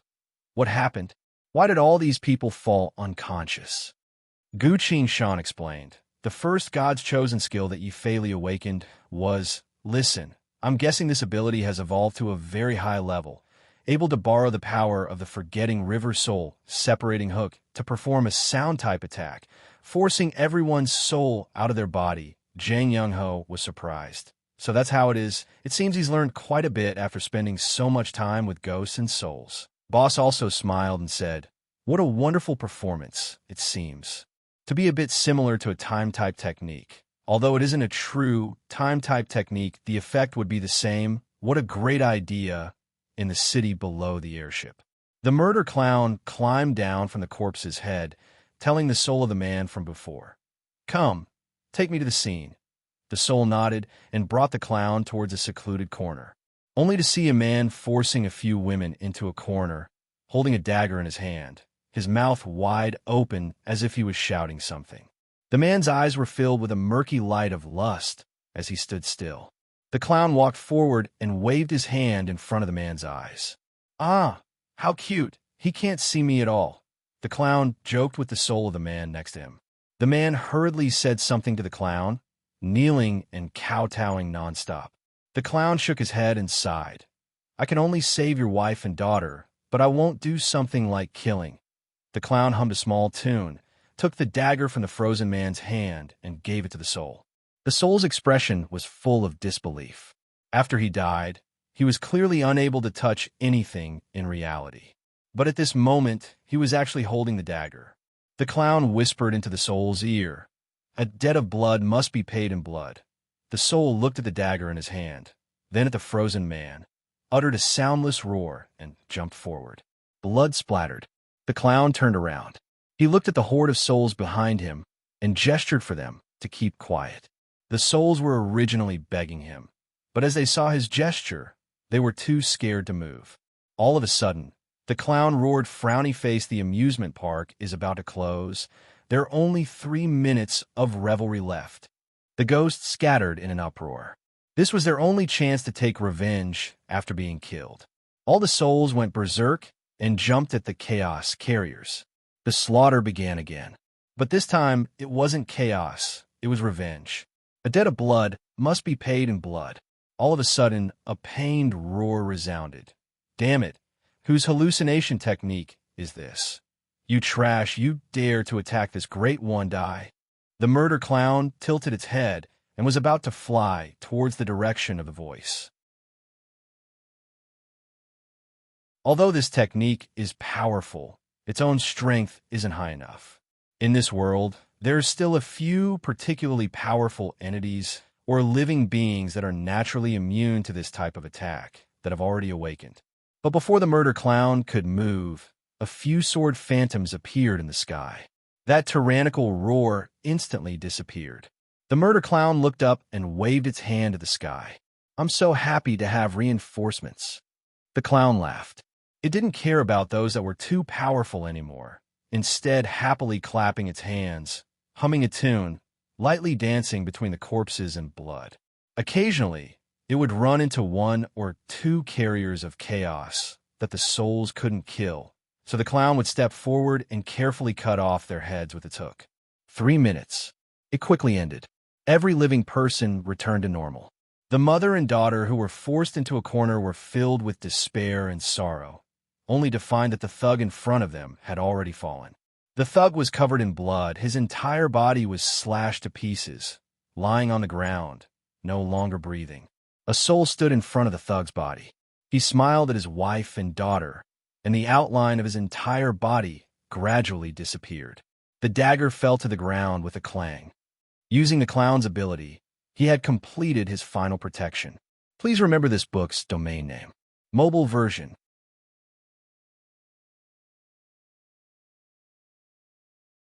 Chapter 1055. The chaos ended just like that. Yi Fei leapt up and returned to Queen of Thorns. It wasn't until he took off his mask that Jang Young-ho told him, "Well done. It's been a while since I've done anything. I've finally gotten a bunch of chaos." Yi Fei smiled brightly, looking extremely carefree. It was impossible to tell that he was the soul-sucking clown. Gu Qingshan's inner sight scanned through the entire city. Over half of the carriers of chaos had died, but there were also a few carriers of chaos who didn't attack normal people, so they managed to escape. They had their own rules of conduct, so there shouldn't be any more massacres like before. "What kind of chaos did you get?" Gu Qingshan asked with interest. Yi Fei stared at the void of space and replied, "They're currently fusing." "Wait a minute, it's coming out now, soul-sucking clown. TC, what a lazy name," Yi Fei complained. But the excited look in his eyes betrayed his inner thoughts. Not bothering to talk to the others, Yifei began to test out the functions of his UI. Gu Qingshan and Zhang Yongho exchanged glances, feeling a bit helpless. This brat. He's definitely using chaos as a game template. Gu Qingshan originally wanted to warn Yifei Li about a few things to change his perception of chaos, but then, if Yifei Li can play this chaos template to its peak, fine, let him be. Gu Qingshan told everyone, all right, wait here for a bit. I'll go down and look for that thing. He activated ground shrink and disappeared from the deck of the ship. Although chaos hadn't been around for too long, the entire city was already in ruins. Gu Qingshan arrived at Sunset Bridge and carefully observed it. This place used to have a beautiful scenery. The sky and water were one. One could even see the sunset and sunset at dusk. But the world was already in ruins. For the past countless years, the combatants and organizations didn't care about this bridge. As a powerhouse, wherever he wanted to go, he would either fly or teleport. The Sunset Bridge was too ordinary. It was meant for weak commoners to use, so it couldn't attract the interest of any powerful figures. Therefore, no one realized that there were not many stones in the mud at the bottom of the river. As for those big stones, they could be counted on one hand. Gu Qingshan remained silent. A long sword flew out from his back and pointed at the river. Shaolin sword. The surging waves of the river spread to both sides along with the mud. The scene at the bottom of the river was completely exposed in front of Gu Qingshan. Gu Qingshan's spiritual sense lingered on a big rock at the bottom of the river for a long time. He felt the power of the earth. This power was so well hidden that he would not have noticed it if he was not a new earth god. At this point, the Earth Creator's long sigh resounded. The apocalypse is spreading. The abyss has invaded the 900 million world layers. Even more unpredictable things are silently occurring. Regarding your experiences, I can only see this fragment at most. Looking forward from here, everything in the future is blurry. Originally, I wanted to prepare a few more tricks for you in the star chart. This has always been my expertise. Unfortunately, the war between order and chaos has created unprecedented uncertainty in the future. So this is as far as I can help you go. Go get that thing. The star chart in Gu Qingshan's mind abruptly disappeared. So even the Earth Creator could only do this much. Facing the future of the war between order and chaos, it couldn't see what would happen next. It could only use the star chart to leave something that it felt would be useful to Gu Qingshan. What could it be? Gu Qingshan flew down. He held the Shaolin sword and lightly slid it across the rock. The rock broke apart to reveal something in front of Gu Qingshan. It was a fragment about the size of a finger with a beautiful 7-colored luster. The Earth Creator's voice resounded again. Gu Qingshan, you've seen the Soul Shrieker spear. This is a small fragment from that spear. Once you hold this fragment, you'll be able to sense the location of that spear. Take it. It will lead you to that spear. I can't explain why, but I feel like this spear is the key to restraining the Soul Shrieker. In truth, I didn't notice this at first. The reason I left this fragment with you was to lead you to the location of the spear. All hope will begin from their time. Is of the essence. The Earth Creator's voice slowly faded away. Gu Qingshan looked at the 7-colored fragment. He reached his hand out and picked it up. Lines of glowing text appeared on the war god UI. Frowny face, you've obtained one of the 7 saint armaments of the abyss, the fragment of Abaddon. In a desperate battle, Destroyer of All was struck and dropped this fragment. Once you hold it in your hand, you will be able to sense the location of the spear. Return this fragment to Abaddon. It will change its impression of you. Gu Qingshan stared at the 7-colored fragment and couldn't help but chuckle bitterly. To save the Samsara world, I tossed that spear out of the Grand Tai Way Mountain. Who would have thought? After going around for so long, I would still have to find it myself. Gu Qingshan held the 7-colored fragment in his hand and silently sensed it.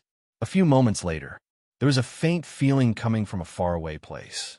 A rapidly moving image appeared in Gu Qingshan's mind. He found himself moving forward. Countless worlds were approaching him, then quickly retreating to either side. The space vortex was also being left behind. Before he knew it, he had already reached the edge of the eternal abyss. Moving forward, passing through the destructive winds of chaotic tribulation, flying in a direction that living beings could never reach, almost tirelessly. In this state of near total destruction, time and space could no longer measure anything. It felt like over 10,000 years had passed, but it also felt like only a split second had passed. There seems to be something in that direction. Wait a minute. As Gu Shan was about to take a closer look, he was abruptly pulled back. He found that he was still standing where he was. It's too far away. There's no way for me to go there right now. Gu Shan sighed helplessly. He shook his head, then used ground shrink to return to the ship. Zhang Yongho and Yi Fei Li were sitting together, staring straight at the void of space while discussing the power of chaos. Boss was originally playing Yi Fei Li's game, but ran into a checkpoint that he couldn't beat, so he was currently reading a guide. Lola's voice quickly came. Gu Shan, where are we going next? Wait a minute, I need to think a bit. Gu Shan felt a headache coming on. Originally, he wanted to take a look at the Earth Creator's arrangements, then meet up with Su Sher and Ning Yuechan. Of the 3 coins, I'm only missing the Angel of Condemnation. I can summon the Great Bramble Tree at any time. The Demon King Order is with me. I'm also missing the Angel of Condemnation. Once I meet up with Su Sher and Ning Yuechan, I'll be able to gather the 3 coins and use space-time reversal to return to the past. I'm going to save Lady Blacksea. The Lord-class combatants will also be saved. Unfortunately, now that the era of chaos has arrived, the Soul Shrieker is still chasing after me. Who knows, when it becomes stronger, it might throw a terrifying monster at me from countless world layers away. What can I do to get to the Holy Church of Fate? If I go there, wouldn't I be drawing this monster over as well? Damn it, the difference in strength is too great. I can't go against the Soul Shrieker with my current strength. But if I were to retrieve the 7-colored spear right now, it would be too far away. Not to mention how to pass through the winds of chaotic tribulation. The eternal abyss itself was an insurmountable chasm. The abyss doesn't treat living beings of the 900 million world layers kindly, so Lin's teammates were all wiped out. Not to mention, the apocalypse of a parallel world is still wreaking havoc there. That place contains the most terrifying fate corrosion. If it was before, I could slowly think of a way to get there. But now that the Soul Shrieker is still chasing after me, I don't have the time to waste. Gu Shan fell into a state of hesitation. He took a deep breath and forced himself to calm down. Is there really no other way? As Gu Shan silently pondered, he suddenly recalled something. When it came to fighting against the Soul Shrieker, there was an order in the past who managed to stop it with just 2 primary-level soldiers. War God Ui, do you still remember Water God? Gu Shan asked. Ting. After a clear chime, the War God Ui replied, frowny face, I do. I once activated a large-scale war system within a fragment of a parallel world and evolved it into a human army. Her name was Water God. Gu Shan nodded. That was the large-scale war system of the bygone-era humans. It was finally activated and evolved during the Age of Old to become an order. Unfortunately, when I returned, it was left behind by the Earth Creator in the Age of Old. As for the current Water God, she was most likely destroyed by the Soul Shrieker during that battle in the Age of Old. Do you want to awaken Water God again? The War God Ui asked. Yes, her power left a deep impression. I believe she would be able to help me greatly, Gu Shan replied. The War God Ui replied. In order to travel through time and return to the final moment of your past life, the soul points that I had accumulated over countless years have been used up during the Age of Old. It is not enough to awaken Water God. Gu Shan was a bit surprised, then hurriedly said, I can collect more soul points, the War God Ui replied. There is no time. The only way for you to awaken other orders is to use the Demon King Order. It has always had this ability. Please remember this book's domain name. Mobile version. You're tuning into the Warrior Lore YouTube channel. Don't forget to subscribe and join us on this journey to catch the most captivating stories.